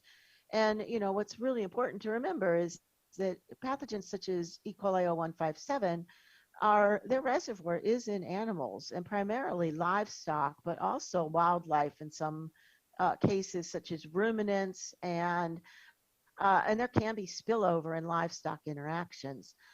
The the mechanisms, this is a fairly straightforward slide, but I've actually had to do talks where some people have really questioned or not wanted to quote unquote blame animals, for especially wild animals, for moving these pathogens around, but you can have direct animal intrusions into fields.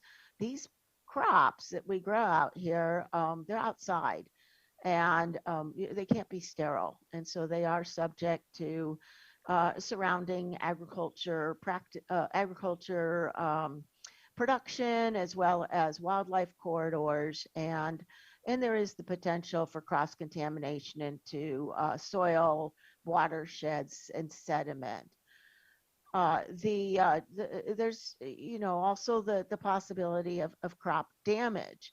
And any farmer will know if they're having damaged, if the wildlife are eating the crop, then they're going to take some action. But it's in more recent years, the concern has been, is there an actual food safety risk from this, especially having proximity to cattle that aren't actually in the fields, but could there be any kind of runoff or aerosols or contamination of watersheds or other vectors such as wildlife that could move these pathogens around.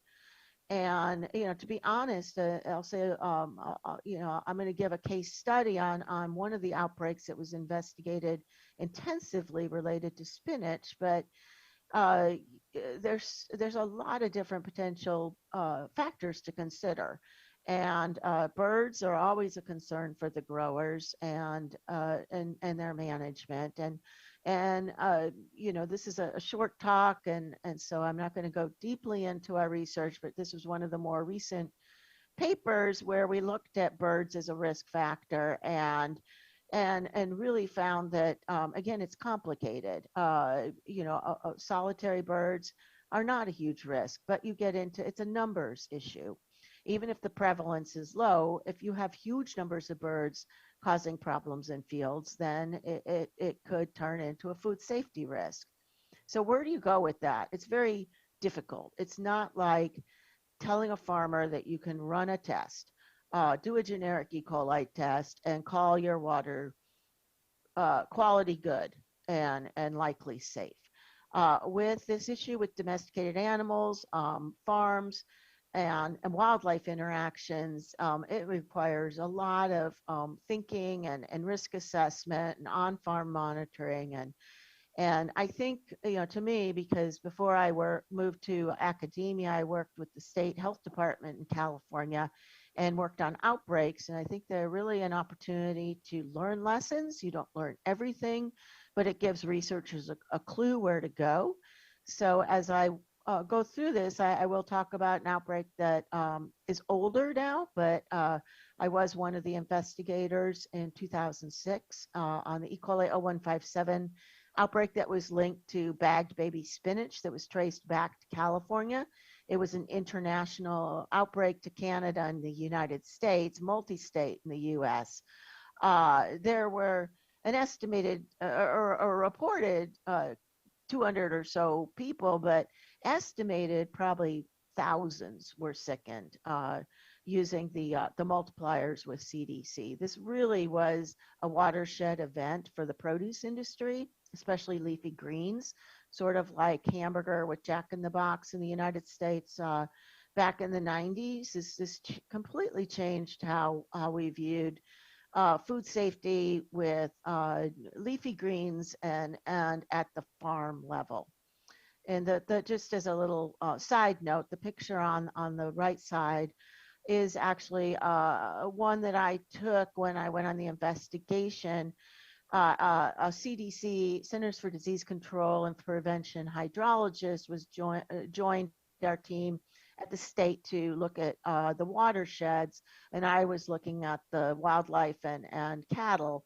And we went over to get bagels, and we went over across the road, and this sign was striking. We are currently not serving spinach on our salad. This was literally everywhere. In the United States, all spinach stopped being sold for a period of time, which really devastated a growing industry here for fresh spinach, especially bagged spinach.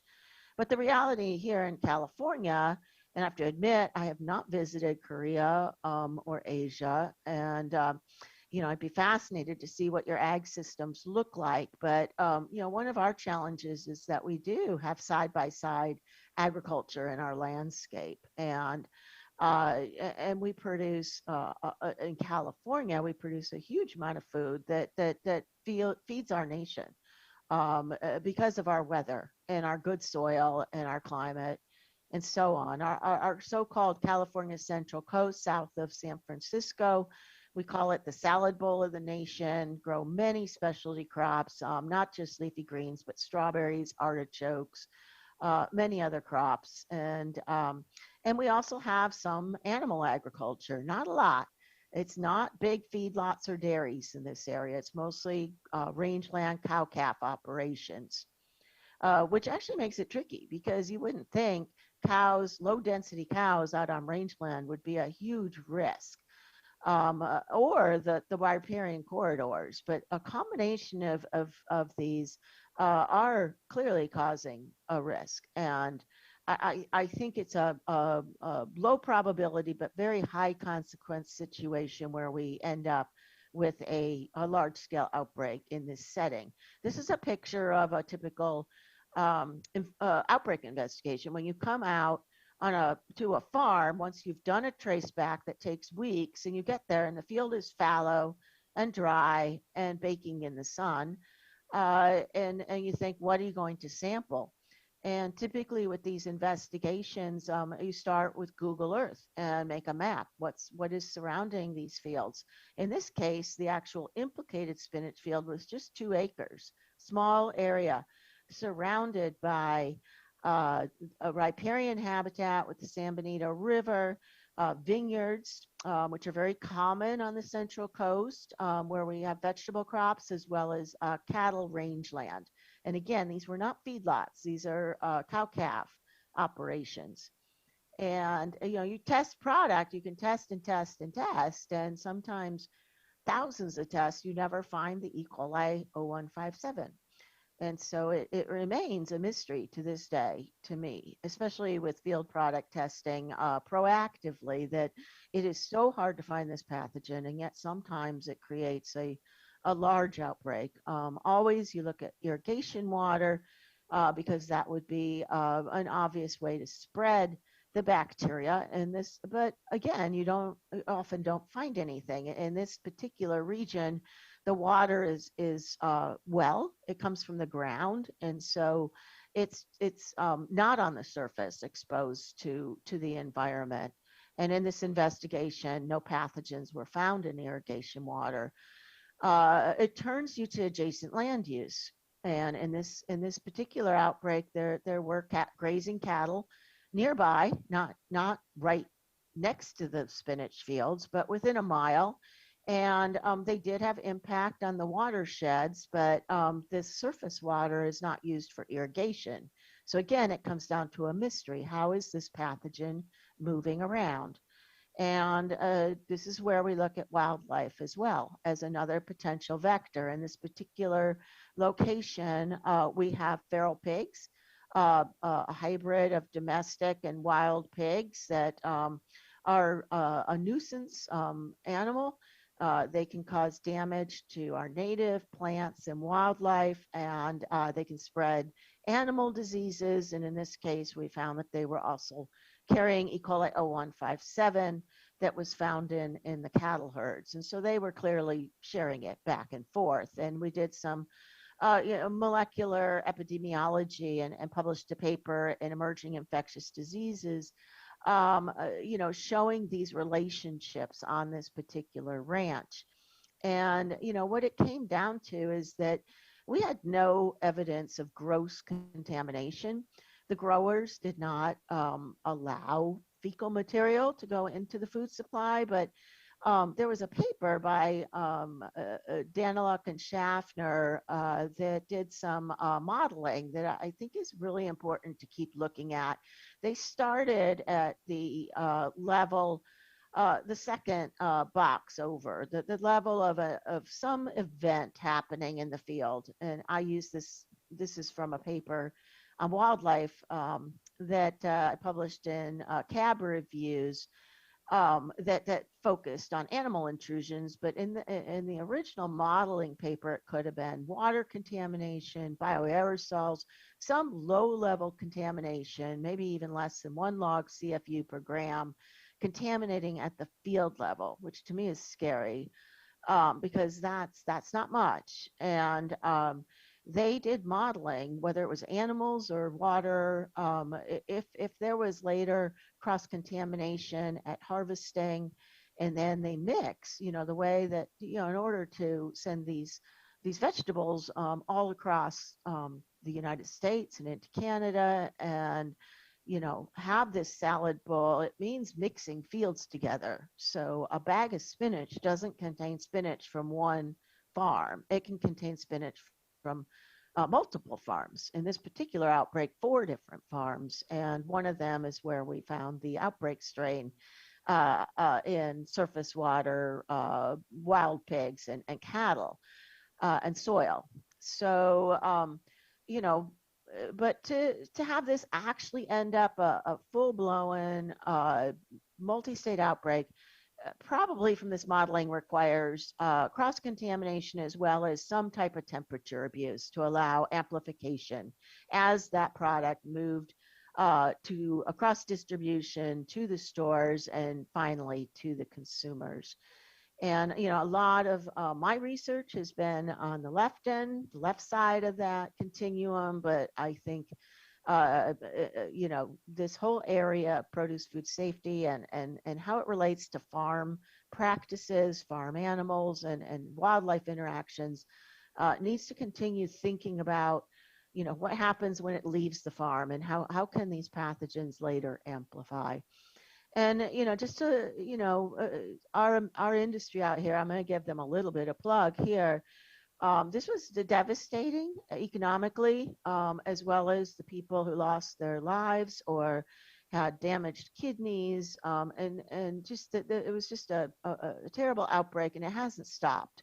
We still have problems. They're rare relative to our production, but we have had recent outbreaks from romaine lettuce that you may have seen in the news, and we continue to try to drill down to what's happening. And the industry has created for leafy greens best practices and metrics that that University of California Davis, as well as many other experts have continuously given research data into, and IAFP, we often have meetings, and this is a very flexible document that can, in the case of farm animals and animal activity and wildlife, what is the ultimate problem? And it's feces. That these are fecal-borne pathogens. E. coli 0157 is a fecal-borne pathogen. It can be found on animal hides. It can be found on skin, feathers. But it comes down to doing a risk assessment. And if you go to the LGMA document, you can see there are risk assessment trees that help growers make decisions, because you would just pull your hair out and lose, it would be impossible. You can't control every risk, especially in terms of birds and rodents and animals that can be around the fields. And you certainly don't want to destroy the environment. So there's a huge place in this space for risk assessment and teaching farmers how to really determine what is the highest risk. And some of what they will do, this is just one example, would be to buffer off an area where you had an animal intrusion. But in terms of our regulations, the U.S. Food and Drug Administration has taken a much more general approach to farm animals and wild animals, and again, left it up to the farmer or the grower to decide what's at risk. What is a real risk? And it's hard. We have a constant meetings and trying to understand what are these risks. Where should the effort be focused? And one of the outcomes that has happened is this idea of co-management and good ag neighbors, in terms of, like, we don't want to ruin our agriculture landscape where we can have animal production and vegetable production and wildlife. All of these need to coexist. And so one of the things that has been happening here in the U.S. is to bring together wildlife biologists, conservationists, cattlemen, even grape producers, because we have a lot of vineyards in this area. Everybody looking at what they're doing, how it might influence food safety, and trying to problem solve so that we can reduce the issues and continue to have all of our agriculture working together in a safe way. And that's everything that I had today. I just want to thank Professor Lee and his whole team for helping me with the technical issues that were partly related to COVID and not having my own normal support team on the technical side and having some travel. So I really appreciate your time, and maybe someday we can meet in person. Thank you. Thank you for your wonderful presentations. Could you take on a short questions? Sure. Okay. Is there any questions from audience?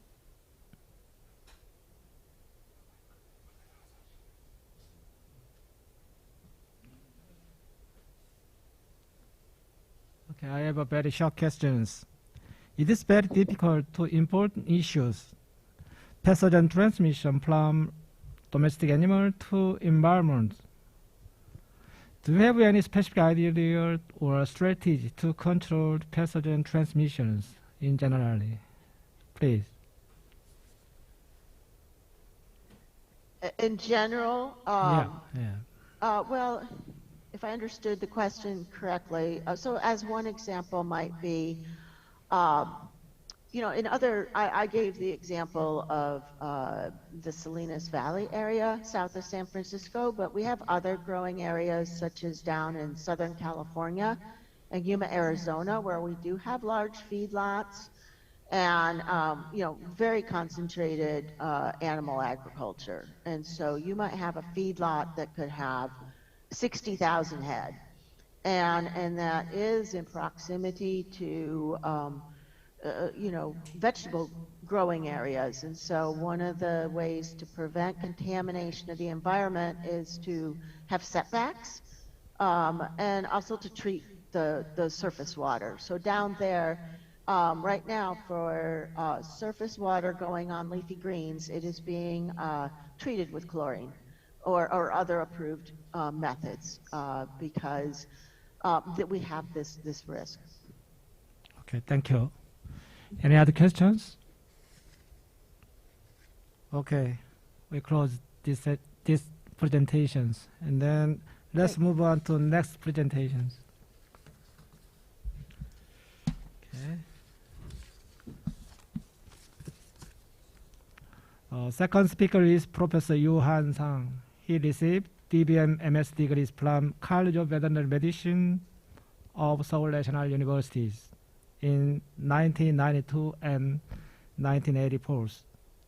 He then received PhD degrees, majoring in veterinary microbiology from College of Veterinary Medicine, University of Minnesota in 1995.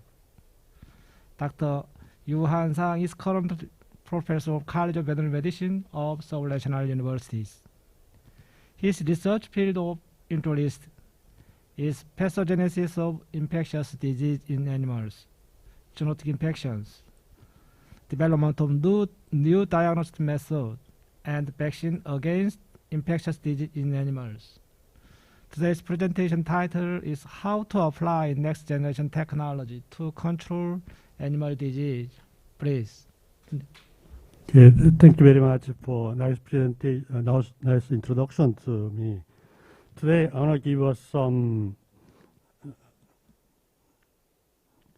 something about this safe food production. So, what is the current problem in the safe food production? So, is especially emerging and re-emerging infectious disease, some antibiotic resistance, and the chemical toxicants in the production system, and then some little bit about the One Health, and then finally I would like to give you some how to apply the new technology to animal food production to control the disease. As you know that it's currently last 2 years we faced a new world which we have never been experienced. So this means that we are experiencing to how much impact to the emerging or re-emerging infectious disease, especially in zoonotic disease, in the socially and economically, and also in all the, even in culturally. It's this is all so no necessary. Everything is a big problem in the human activity. Also, a lot of people has at the disease, and then also died. So new vaccine is even new vaccine developed. Still, we have a problem with this new emerging disease due to the outbreak of COVID-19 pandemic. This pandemic showed that how we get how much we should give attention to the emerging and re-emerging infectious disease, especially in zoonotic disease. This kind of disease is not in only human; it's also a big problem in the animals. You know that the last year we get more than 30 million of the chicken has a stamping out in our country. Also, that has due to that stamping of that chicken, we have some egg problem, egg supply problem in our country. So this migrate bird is get several flyways in the all around the world. That means this indicates that any time we can get a new mutant, new strain of this emerging disease, especially HPAI. Not only HPAI, we have some also outbreak of a national disaster infectious disease such as African swine fever or foot and mouth disease and other things. So a lot of the livestock was stamped out and then buried in the place, and that makes some problem in the environmental problems. This is show that in our country there's still a lot of outbreak of ASF in domestic and wild pig in our country. So this is some suffering from the food supply in the pig industry. Also, we have some pesticide contamination in eggs 2 years, I think 2 years.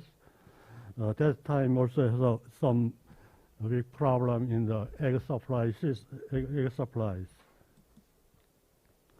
This last summer we had some food poisoning problems. That's originated with animal products. There's several different food poisoning microorganisms that can be involved in these problems. So this kind of the important animal disease, we have several diseases get outbreak. That's we can classify that. The main thing is national digest infectious disease is highly pathogenic avian influenza or classical swine fever, African swine fever, and foot and mouth disease. Sometimes it's several other zoonotic diseases that is by the direct contact or foodborne disease, the brucellosis and anthrax. Also some bovine tuberculosis,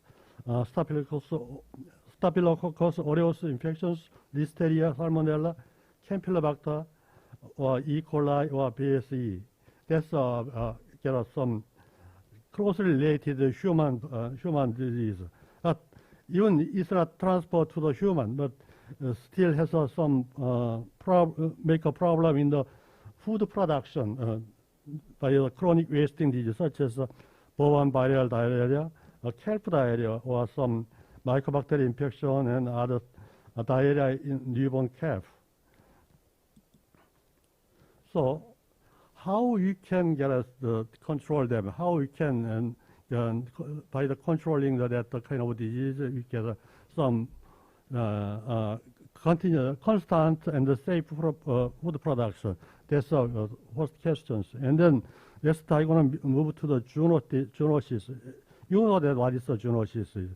Zoonotic disease is a transmissible disease between animal and people. There's several infectious diseases. Most of the almost 75% of the new diseases comes in humans comes from the animals. In the world now is almost 150 zoonotic agent has been identified as a make a problem. With a certain zoonosis, 2.2 million people is died every year. Also, so the big problem is the zoonotic disease in animal too. So to prevent that kind of the zoonotic disease, we should try to control the in an animal stage. It's more effective to control the humans. You know that there's a timeline of significant emerging zoonosis outbreak over the last 30 years. Every this disease makes some good big news, and also a lot of livestock was stamped out, and they make a control to treat that carcass that cause environmental contaminations, and a lot of things was happen. Also, some of the disease has a big issue in the human infections, such as MERS, COVID-19, or Zika and Ebola in worldwide. This kind of the zoonotic disease come from the several animals, wildlife, or food production animals, or companion pet animals, through the several different transmission methods.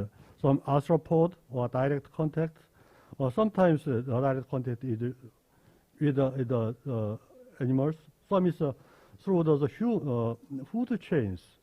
So if you have some problems in those food production animals, it can be impacted to the humans. So for example, it's a Q fever or Salmonellosis, E. coli, Campylobacter is all important foodborne disease in humans. Even not the foodborne diseases, so other diseases, just rabies, leptospirosis, or toxoplasma can impact it to the humans.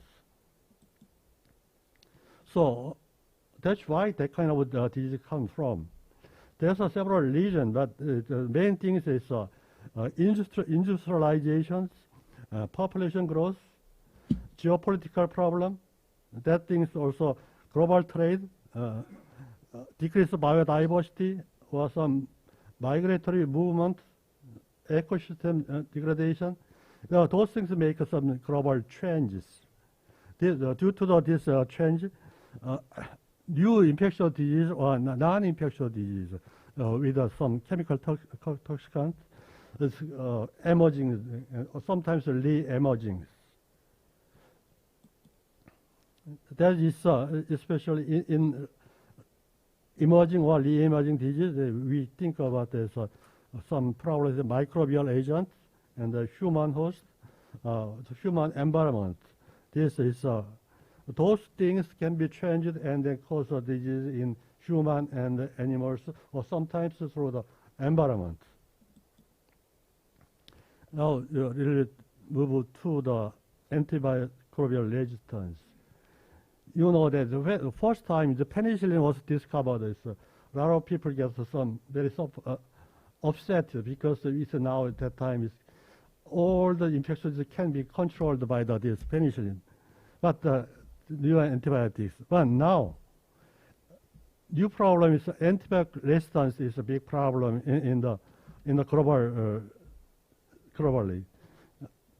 So as shown here, this antibiotic resistance gets the big global impact to the human health. Almost is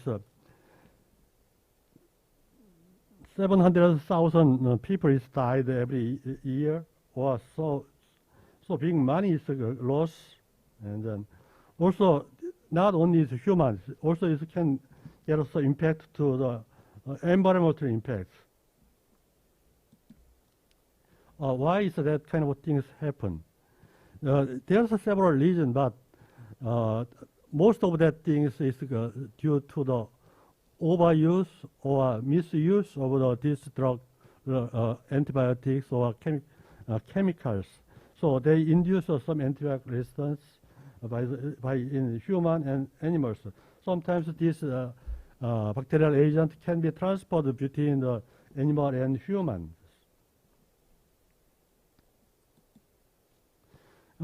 These figures show the interaction between the livestock production and zoonosis and antimicrobial resistance. So population is increased, urbanization, and also economic growth. They have a lot of some money, so they need some animal source. The demand for the animal source is increased.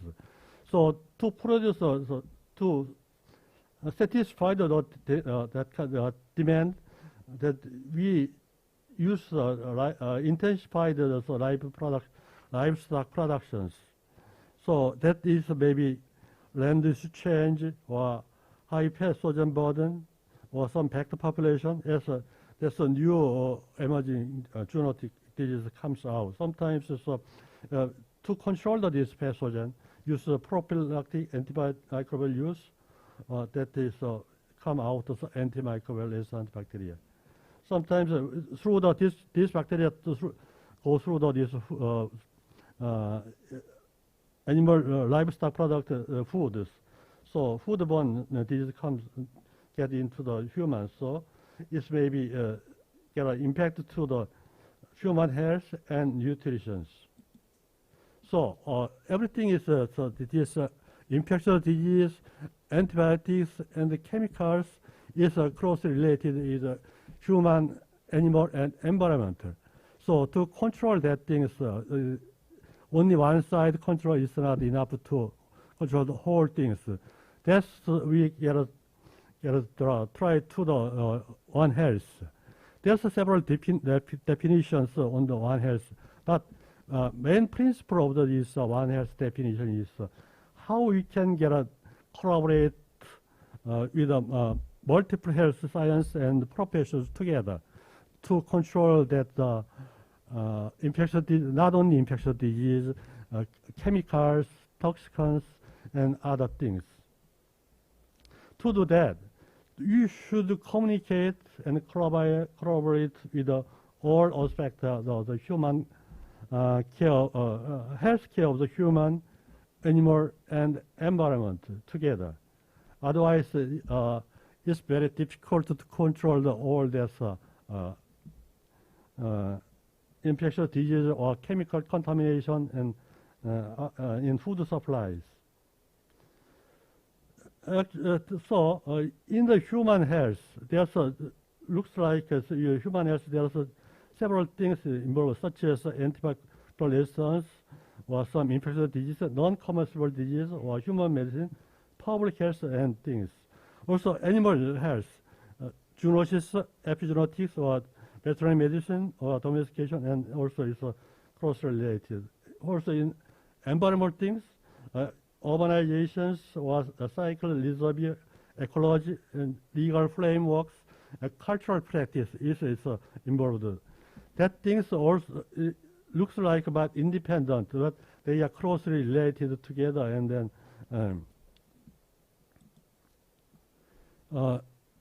this table showed us how we can control relate to that infectious disease and toxic risk. What is how is in the ecosystem process, anthropogenic alteration? What is the solution? The main thing is that there is all things, not only infectious disease, infectious risk, and the toxic risk. Both of that things should be getting together and try to solve by the working together by animal side, human side, and environmental side. If you do the One Health, what is the beneficial? There's several beneficial in animal, human side, and the plant, environmental side, and animal side. The main thing is in human side, they provide the basic health advice to selected primary care health conditions. And then also environmental side, we understand what is, how it's agricultural practice, water use, planting, and storage of crops and related of food productions. Also, in animals, you can improve all over the animal health, thereby increase economies in animal production systems. Also, we improve the food security and monitor the foodborne illness and so on. So, to do that, we should consider the interface, should control the interface of the human and animal interface, animal and environment interface, human and environment. To, as shown this slide, first we tried that between the environment, especially wildlife and food production animals. So we tried to develop the early detection method on the pathogens. And then environment and humans, we should try to develop the broader spectrum therapeutics, or also human and animals. We try to develop the highly sensitive portable diagnostic kit, or develop a vaccine. To achieve all of these things, we cannot do without any other help from the neighboring academics. So that's what kind of things we need to the next generation technology. From the mechanical engineering, we need help from develop the medical instrument or research equipment. With computer science, big data analysis or bioinformatics, you can do. With this, we get some basic information about genetics and or some Internet of Things you can do smart farming or AI or deep learning. You can detect early detection of a sick animal or tracking the vehicle related to either animal product. Or sometimes we integrate the disease control systems. We can use KI systems or chemical or material engineering. Or we should have new biological material to deliver the new drugs, including vaccine or diagnostic method, or nanoparticles for the vaccine, or to induce mucosal immunity. Environmental engineering, make it clean farms to get rid of the odor or pathogen in the farm. Natural or biological basic science, maybe you can get some genetic basic informations or mechanisms, or also analyze genetic informations. From the mathematical concept, we get some disease modeling, and then to predict the spread of infectious disease. Public health, we can food safety and make a health people. Liberal arts, we can solve the ethics problem or welfare issues. I'm going to give a little bit about some example of those things. This shows the system biology approach to the human immunity. They use many different kind of new technology to diagnose or treat disease in human, such as epigenomics or transcriptomics, metabolomics, and so on. Those kind of things can be applied to the animal diseases, especially infectious diseases. If you try to do this kind of things, we can detect some early stage of the infection. So we can prevent spread out the disease to the other place. This shows the variations in the immunological status of human. Also, there's some variation. We should understand if there's in populations, maybe some different individuals. So sometimes they make some they can induce a mutant in the pathogen, maybe spread out. So we should think about there are some all the populations are not same. This is some show that from the bedside to bench to bedside. That means get some information or samples from the human, and then analyze them and give it to the human to back. So this is also we can apply to the animals. Get samples from the farm and then analyze them. We give get all the data together. So animal production system and the pathogen whole thing together, and then go back to the farm to control that animal disease. This with some basic systems. There's all new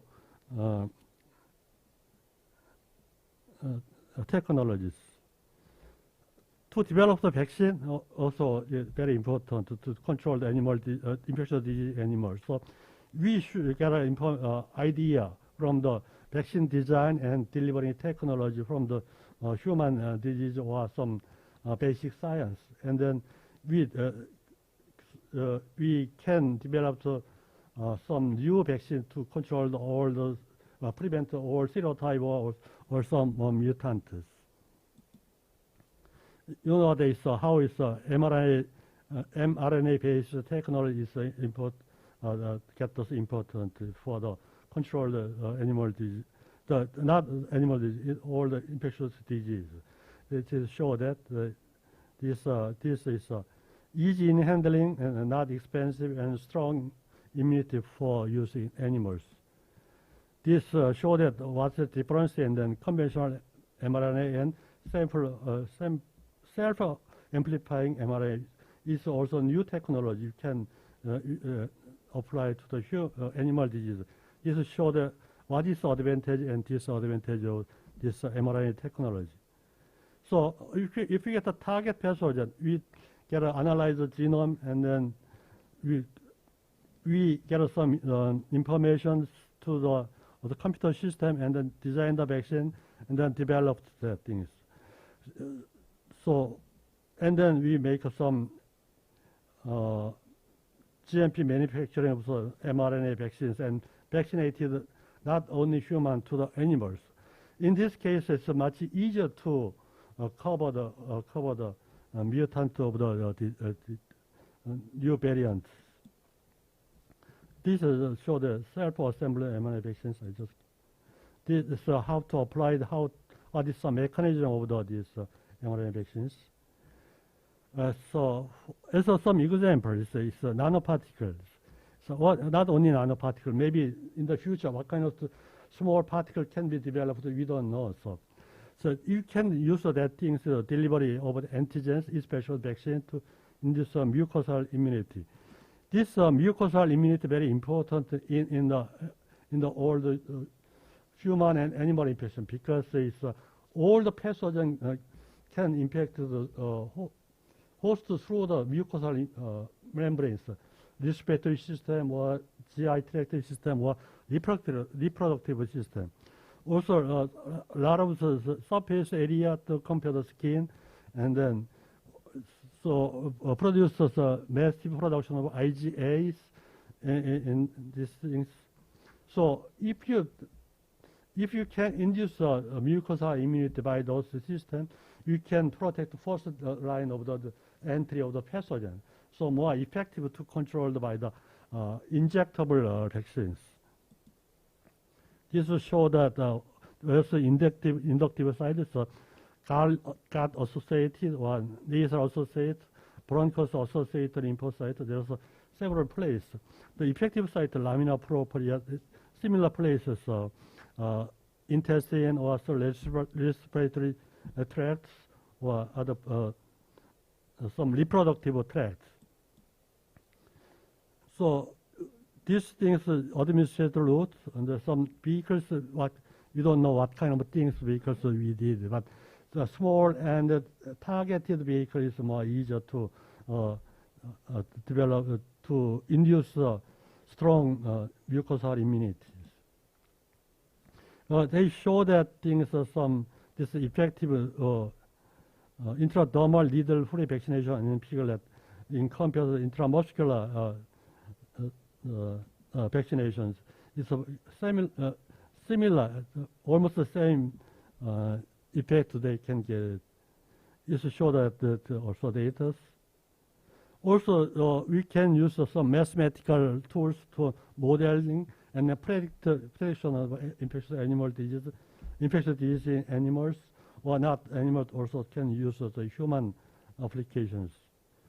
Also, with the computer system, we use some animal disease management operating system, get some information from the farm or disinfection facility, farm management information, and we can analyze them, and then we can predict what kind of disease can be at some problem things.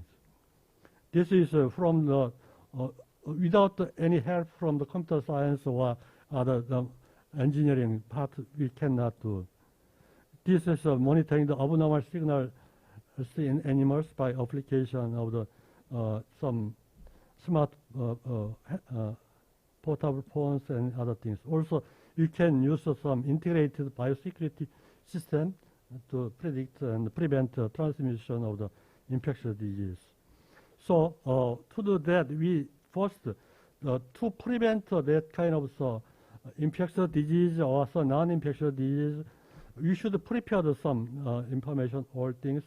Also, we should manage all the response to that kind of factors. And then after recovery, you should learn what is lesson from that outbreak, what is to make some mistake in our control system. And then we overcome them and then prevent some diseases. So whole things together, we should get some control system between all the environmental, animal, human interface. If you get some information from the forecasting, so we can expect what kind of disease can become, or some kind of vector will be appeared. And then we maybe get the vaccinated animal or some operate the early detection system, and then control the application of this disease. And then also this system can be applied the interface of the animal and human, and then control that the infectious disease. This shows the animal analysis. So from the farm to the table, there's several risks to get infected with not only pathogens, those contaminated chemicals and the things. So we should consider what point we should control them, and then to control that things, what kind of new technology should be applied to in each stage, with the help from the other neighboring academics. So if we make a healthy animals, a healthy and safe food, people will be healthy and happy.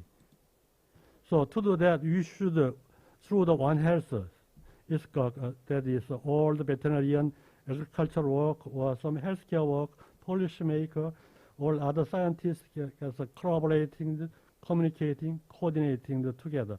That means working together is a key to the One Health.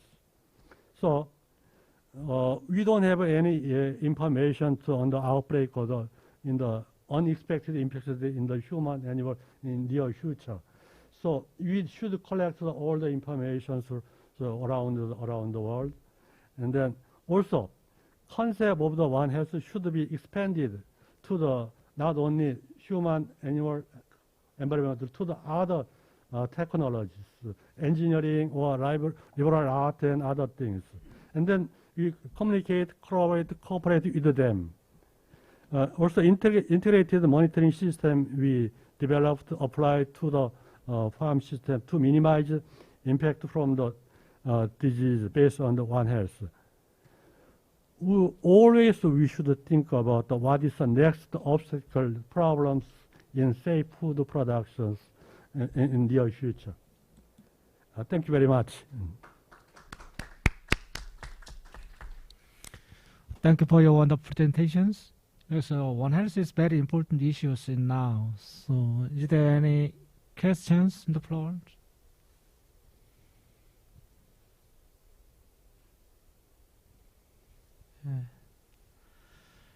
I have very short questions. Is there any messenger RNA vaccine in domestic animal and companion animals?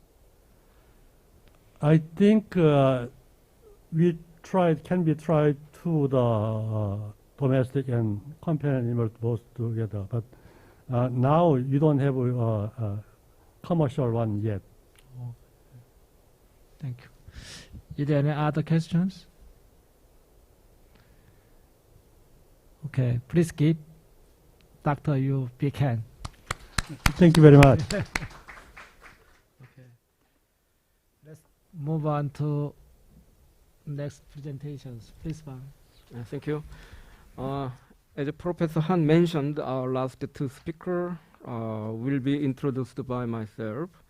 By the way, I would not permit you any questions that you may have because those are untapped. Otherwise, pre-recorded presentation. Our third speaker is Mr. Shin Kamijo. He is currently working at DESAMIS company, Japan. One of the leading company on U-motion system.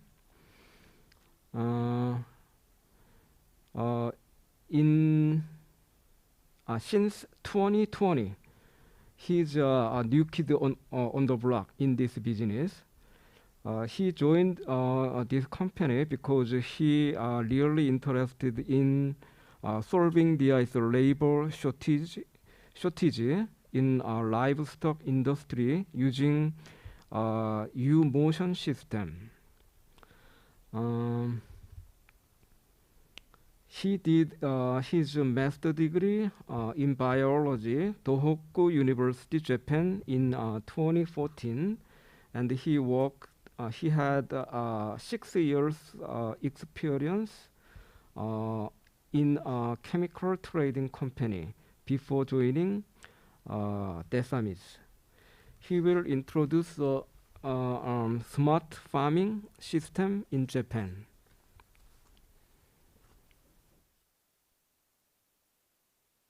Hello, I would like to thank to the organizing committee to give this opportunity to talk about smart farming system in Japan. My name is Shin Kamijo, in charge of overseas sales department in DESAMIS. Here are today's topics. I will introduce about livestock industry trend and issues in Japan, and then how smart farming system works to find behavior changes in cattle, to help in detecting stress and disease in early stage or on time. At last, I'll introduce ourselves. At first, I explained livestock industry trend and issues.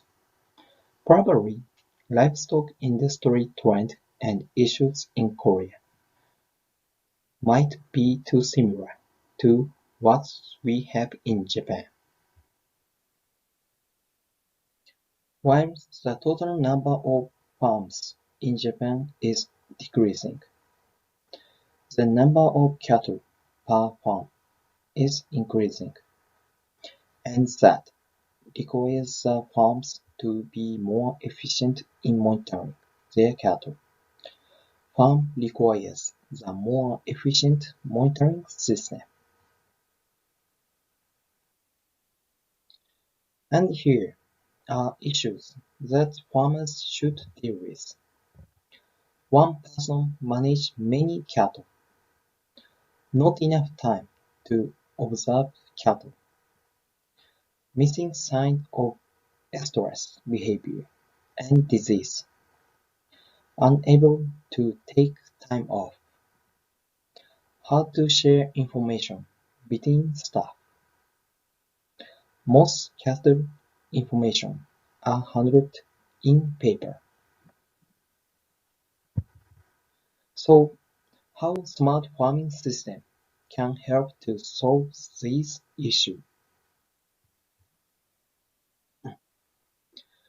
Smart farming system allows farmers to access to data in real time, so they know what is actually going on in farms from anywhere. And system detects disease symptoms in early stage and detects early sign of stress. And system data allows paperless operation. There are many kinds of systems in all over the world, and I will be sharing our system that calls U-Motion, which we developed 5 years ago, that comes with neck color sensor and herd management software.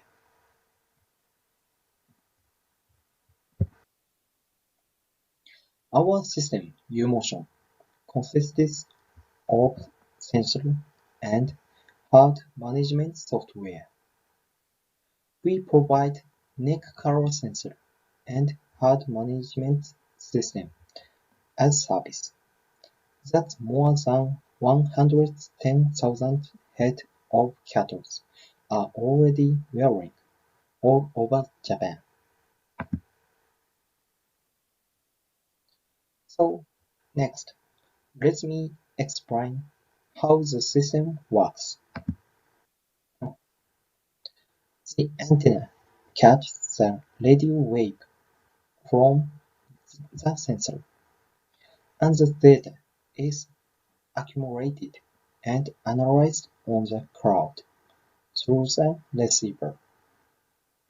The analyzed data can be viewed by farmers.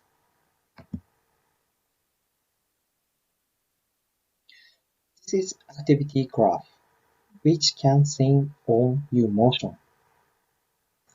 Each bar graph shows one day cattle's behavior. U motion acquire 6 motion: feeding, moving, standing rumination, lying rumination, standing, and lying. U motion can acquire various motion. If cattle abnormally behave, U motion notify farmers by predictive alert. This is scatter plot when we look at data and compare to other cattle data. This shows total activity time, and this shows total rumination time. You can compare one cattle behavior to other cattle, so you can detect abnormal behavior that may be related to disease or heat or something else. For example, this area shows signs of approaching stress, long periods of activity, and less rumination time. And this area shows signs of possible disease, short activity period, and less rumination time.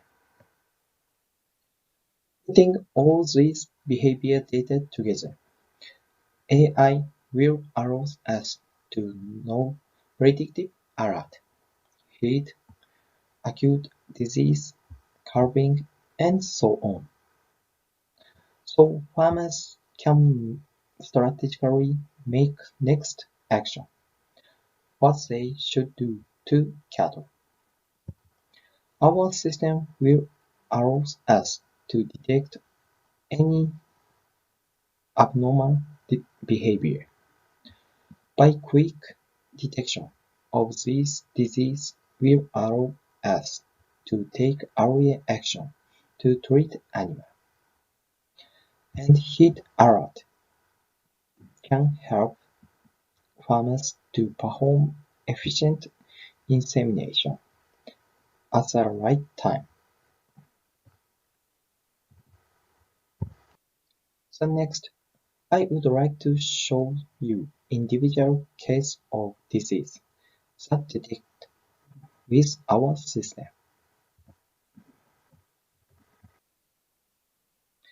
This graph shows heat index graph.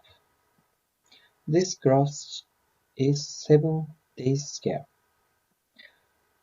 Farms can inseminate on best time by this graph. Here are some data on cattle that have become ill. First, I would like to introduce data on beef cattle. This is the data of cattle that suffered from vitamin A deficiency.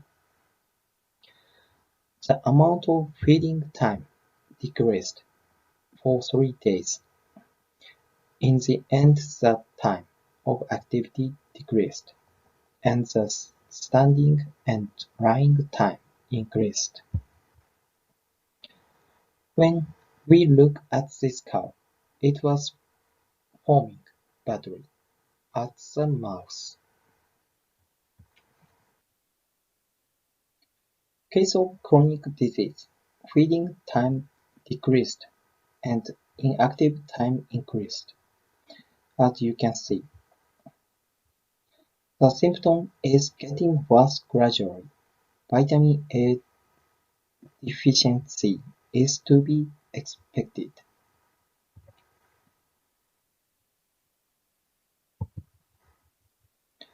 This cattle was shipped over urgently due to paralyzed limb.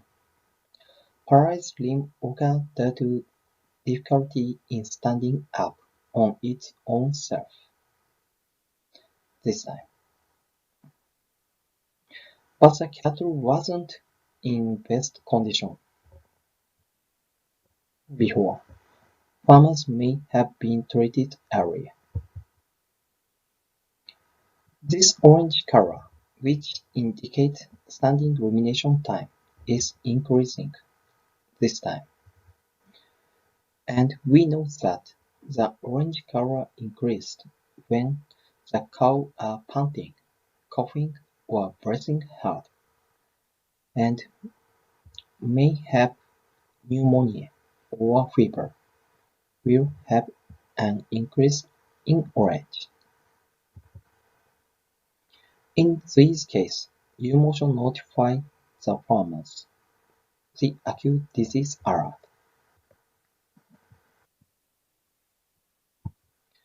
This cattle was also shipped over urgently due to pneumonia. As previous slide, there was an increasing in orange color, suggesting that this cattle was breathing hard.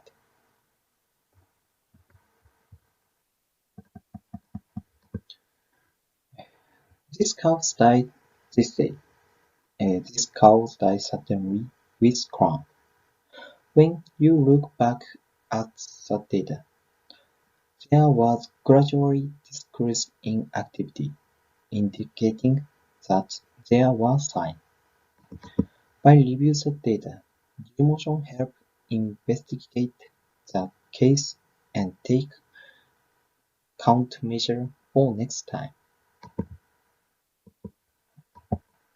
Here are some data on dairy cattle that have become ill.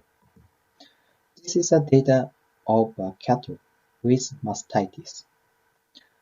The cattle have mastitis and its activity time was reduced this time, but it was able to recover by immediate treatment. It is very important for dairymen to detect mastitis in early stage to prevent milk production loss. This is data of meteoritis. Activity time decreased suddenly, and even after the treatment, they continue to have poor health and need to be followed up. This is data of left displacement of the abomination. The feeding time decreased, and the standing rumination time increased due to breathe heavily. This is the data of pneumonia. The activity time decreased gradually, which indicates the health condition was getting worse. This is the data of peritonitis, which occurred after displacement of abomination was treated. You can see the active time is decreasing gradually. Our sensor U-motion is not able to detect certain disease, but the data can be used to check for abnormality and activity, early detection of disease. So at last, let me introduce ourselves. Our company is DESAMIS Corporation. Head office is in Tokyo. Founder and CEO is Koji Seike. Established 5 years ago. We have 10 offices in Japan. Agency is more than 20. So let me introduce our founder and CEO, Koji Seike. He joined Panasonic Environmental System and Engineering Company, where he led a sales office as a business project manager. Established DESAMIS in 2016 and developed U-motion and AI system to monitor cattle movement. In addition to main business of cattle center, we have ongoing collaboration with different sensors increasing bank, insurance, genetic, veterinary service, and so on. Recently, we also aim to expand our business to overseas market, which we have just done experience in Denmark as a first step with very good result.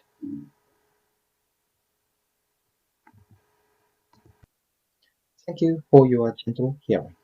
Thank you.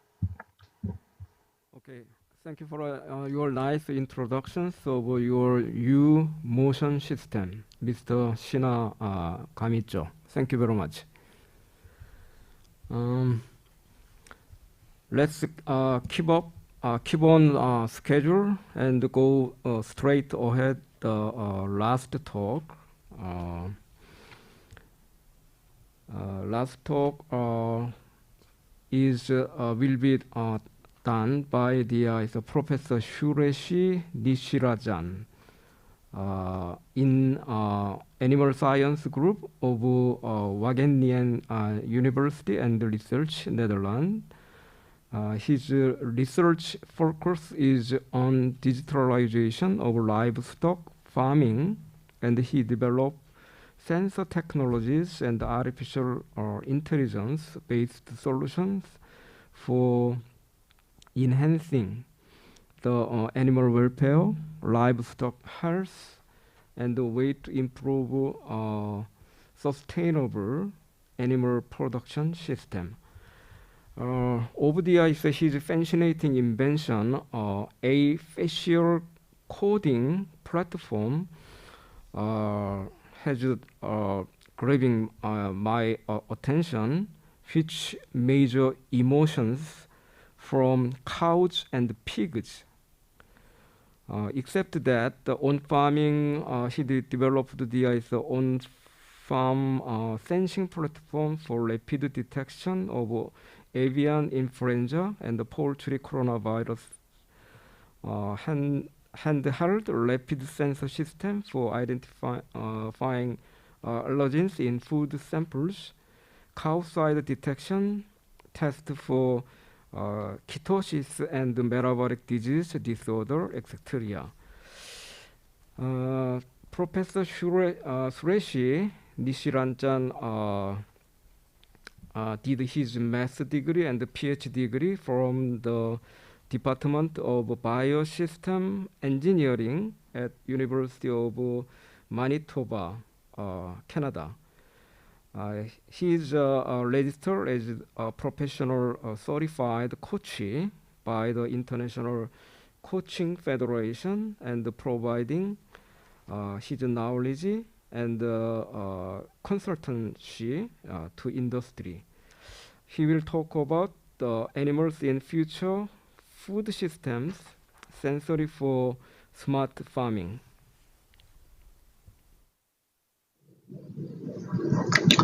Hello, greetings, good afternoon, good morning, good evening. My name is Suresh Nithirajan, Associate Professor at the Wageningen University. We are going to talk about today sensors for animals in future food systems, how sensors and artificial intelligence technologies can bring solutions for practical problems in enabling the measurements of welfare and health indicating parameters, and thereby offer solutions for food safety for a number of sectors. What we currently term in terms of living is a VUCA world. VUCA stands for volatile, uncertain, complex, and ambiguous. So, for example, this COVID scenario, which is preventing us to meet in person, although the situation is slowly changing, it has created a long-lasting impact in a number of sectors, especially the livestock sector and the way modern animal farming can be handled in the near future. From the science perspective, when we look at the perspectives of the genetics, environment, and phenotype, how these interplay mechanisms can be used, can be followed in terms of deriving inspirations to develop new solutions for enhancing the food safety in the livestock sector. Due to the sensing technologies, at least for the next 10 years, we know that the ways in which solutions cannot be solvable before can be solved in a unique and a new manner. We'll see a couple of examples. There is a concept of resilience. For example, if you can visualize an elastic band, when you stretch the elastic band, after a while it comes back to its original state. Similarly, for a different farm animal species, how the concept of resilience can play a role. If a early life pig or a cow is being exposed to a number of factors that are not quite friendly or natural for enabling the expression of the unique natural states and behavior, after the particular stressful state is being eliminated, how long it takes for that animal to come back to its original state. So that a particular latency period can be quantified, and we can measure to understand the ability of the animal to face very harshful, stressful situations that may be connected to zoonotic potential and other epidemiological factors. So there are a number of stimuli that happens. Could be resource related if there is a change in the nutrient associated to the feed given to the modern animals, but also the abiotic factors, the social network, how each individual species interacting with among themselves with other species animals, but also the animal caretakers and farmers that also has to be considered as a component in assessing the resilience. Pathogens, of course, norovirus, salmonella, listeria monocytogenes, E. coli, and other respiratory related pathogens, and viruses, low abundance and high abundance, these all have to be considered as a component. But these are not just the physiological behavioral factors, but also new ways of determining the perceptions, the emotions associated to it.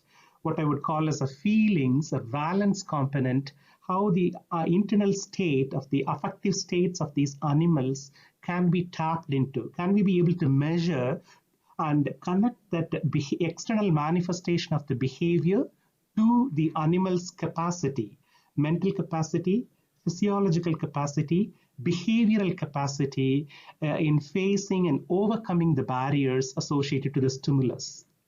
So this complex, interdependent, interconnected parameters can be used to develop and measure a number of variables, factors, and parameters. It could be immune-related, immunological, reproduction, biochemical, or neurological, or just manifestation of external visible indicators of behavior. That could also be measured using a number of sensing technologies. So when a human being, especially the millennials or the post-millennials, when they walk into the supermarket, when they look at the different food products, they just not look only at the price. The awareness has increased so much in the past few years. So they also look at where does the food comes from? What is the sustainable value for this particular food? What is the actual carbon footprint involved in the production of this food? But from a food safety inspector, he or she, when they walk around, they look at different aspects.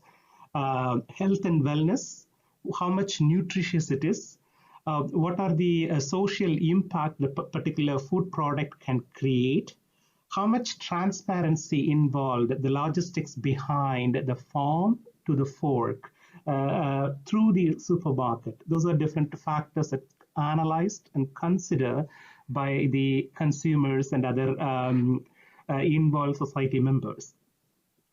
But sensing technology also has the potential to move away from reactive to predictive through proactive approaches. For example, in the modern animal farming, maybe a decade ago, We put some number of sensors on these animals, and then once the particular disease is manifested, we collect blood samples, urine, milk, feces, and analyze, look for pathogens, and say, okay, you know, the disease progression is up to this. Can we be able to intervene? But now the primary focus is, even before that particular incident happens, can we be able to predict what are the ways in which we could bring down the time of a zoonotic potential. So the predictive capability becomes a stronger driver, latest trend in the development and adoption of sensors technology in enabling, ensuring bigger food safety for the consumers. We also have to consider one dimension to multi-dimensional. So not looking from only one angle. When we consider a 360-degree view, what I don't know, but can I be able to know that particular don't know using the sensor technologies? So can we be able to derive critical insights based on known variables, but also elucidate and trying to create and explore those unknown variables in this journey towards predicting indicators. Also, how do we understand the subtleties behind it?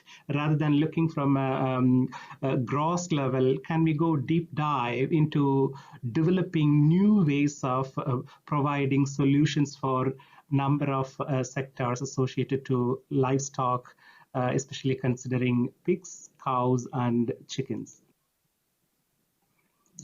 So most of us are currently wearing some kind of smartwatches, or at least the phones, mobile phones we are carrying. It's not just a way to communicate or exchange information. It also measures minute by minute data, how we are holding the smartphone. And we can understand the behavior of the person who is handling. We could measure the heart rate, the different activity indices, even the nutrition pattern, what kind of food they are taking, where they are going, geospatial analysis based on the different places they visit over a period of time, the traveling pattern. So these factors can provide new signs, new information that is not yet possible. Similarly, the same can be easily translated and adapted for the livestock sector. So we could understand the clinical state, for example, whether the animal is aggressive or lameness, associated parameters, and move from the high-level indicators to the low-level futures, the gait pattern, the social avoidance. If there is a isolation of a particular animal due to specific negative exposure, those are some of the parameters we could tap into based on a number of wearable sensing technologies. So digital phenotyping in livestock farming is slowly becoming a reality by inspirations from biomedical applications for humans. There are also concepts like multimodal digital analysis can be possible. For example, we have been putting right now only a RFID tag for the ears, or just a simple accelerometer on the neck of the animals. That's about it. But how do we go beyond that by incorporating visual, audio, odor, and other parameters and build a holistic understanding of the clinical state, behavioral indicators, and even mental affective states? So the unimodal to bimodal to multimodal data analysis can also provide enriched new information that can easily be connected to the pathological, physiological, and also the psychological mental states of these animals that are connected very much to the food safety issues in the society. So where are we so far? What has been done? What is commercially available? What yet need to be explored in the precision livestock farming? Number one is when we look at it, there are quite a few companies currently geared towards manufacturing and translating some of these sensing technologies. these activity-based monitors are quite common. Cameras are currently being used for a large number of applications, just a video-based monitoring, the posture detection, body score condition, and also the gait patterns of these animals. There are also infrared cameras understanding how the heat signatures, thermal scores radiate on the skin of these animals. They also can be used to provide new information that's connected to the pathological and epidemiological information associated to these animals. But only a handful of sensing technologies are commercially available and can be easily translated for practical applications. To be able to move for understanding a little more in-depth information, there is a need for developing novel sensing technologies. Maybe a couple of examples I could give. One is a odor volatile metabolite. So when the cow or a pig take in oxygen and exhale carbon dioxide, it's not just the carbon dioxide that's coming out. In addition to that, the gut microbiota, odor volatile metabolite signatures, and other biochemical indicators in a very low abundant fashion is also being eliminated from the body. So how do we develop or use sensing technologies to tap into those signatures that could provide additional information that is not yet easily available? Saliva is another parameter. It's a non-invasive technology. Can we be able to put a little lollipop or some kind of capillary force derived sensor that can extract the salivary molecules and look for low abundance molecules and connect to the behavioral, physiological, biochemical changes in a real-time fashion. So there is a gap that need to be addressed, but with the number of interests that's been shown by the commercial partners and the research worldwide, much progress are currently happening in this area. So unimodal to bimodal to multimodal data via sensor technologies. Number one, for example, facial expression. Currently, sensors are currently being used in airports that captures videos of the faces of humans. There has been, so that inspiration allowed us to develop new facial recognition technologies to understand the emotional and the affective states makeup of these cows and pigs. Number two is vocalization. When a particular information is being exchanged, when two animals talk to each other, based on the different frequency, the signal to noise ratio associated, the vocalization can also provide much more new information. Activity, of course, olfactory breath analysis, heart rate and heart rate variability data, thermal imaging, radio frequency identification tag, and other non-invasive biomarkers and biochemical data. So when we combine, integrate, fuse all of these data together, the multimodality provide much more critical information that could allow us to shift the needle from reactive to predictive with much more ease in enabling and enhancing the food safety measures. Couple of examples I would give from our group here in Wageningen is a project initiative collaborating with the institute called Holt Center. The idea here is how do we measure multiple parameters from one particular hardware? So here we are, what we are seeing here is a patch which allows us to measure heart rate, respiration rate, and the activity, all three simultaneously. It's like a little tattoo that can be put on the skin of the cows or pigs. And via Bluetooth or LoRa technologies, like a long-range frequency-based measurement, we would be able to measure all three vital parameters simultaneously, continuously in a real-time fashion. So this is a technology currently being developed in collaboration with Holt Center and other partners. There are also commercially available technologies, and also in partnership, we are looking at translating how these could be used for other applications. Here, for what we see here is a wearable sensor for measuring continuous blood flow biomarkers. Microderm needle that can penetrate under the skin, and this, due to the connection with the continuous flow, via electrochemical and optical based sensing technologies, novel biomarkers can be measured in real time. There are also ingestible pill that's currently under developed or implant based biosensors. The pill can be swallowed inside the gut of the cows or pigs, and that can measure a number of enzymes, proteins that provides information regarding the microbiome associated with the food, the feed, nutrient, and other supplements that the animal is being fed.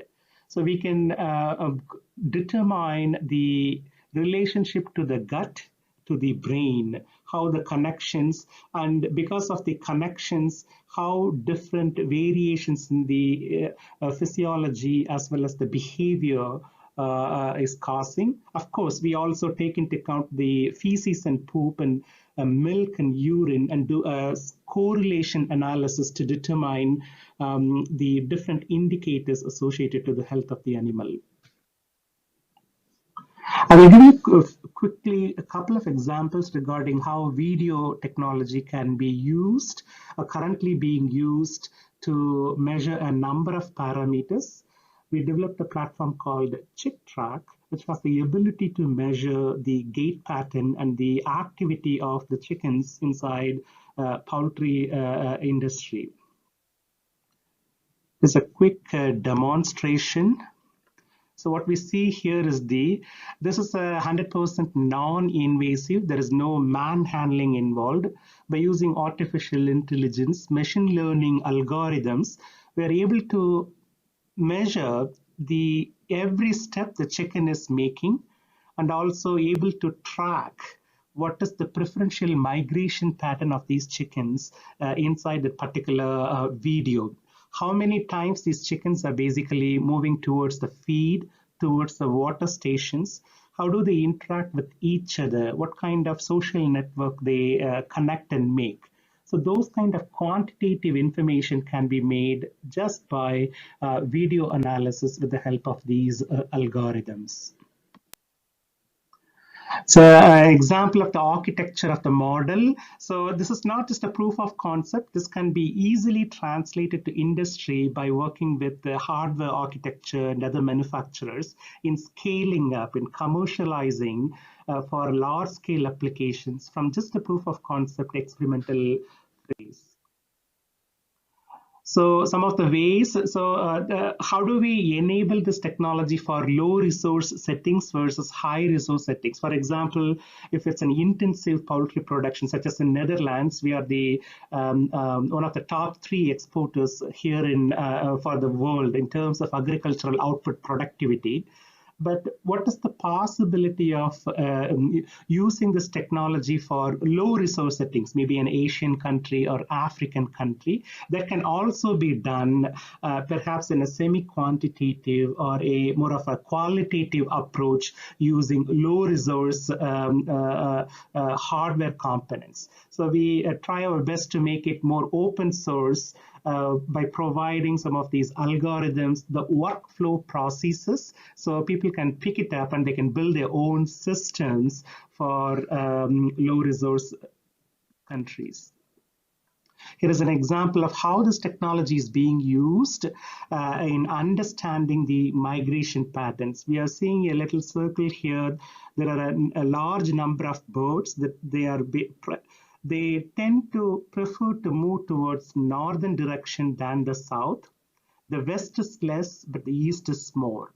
So we can also track gait patterns. For example, how much of the body weight for individual chickens in a large number of species in a particular frame. That can be assessed. We could also ID, like individually identify number 1, number 2, number 3, etc. in particular frame. So this ability to identify can also help us to understand the source of where the problem. So identifying the source is indeed possible in terms of developing interventions and management strategies for the farmers using this technology. Moving forward very quickly, for example, facial recognition system. Again, this is a completely non-invasive. There are a few challenges we are overcoming. For example, how do we install the cameras so that we are able to get the full view of the faces of the cows and pigs? Only partial currently is possible. So can we be able to install kinetic depth and 3-dimensional cameras and acquiring these additional data to be able to make those judgment calls and understand the problematic behavior and the different affective states of these animals. Here is a demonstration of the video that shows how the algorithm can prevent the different mental states: frustration, excitement, aggressiveness, alert and neutral. Is it a positive versus negative versus the neutral state? How these animals are feeling in that particular moment, in that context, related to the ambience, related to the environment it is exposed to.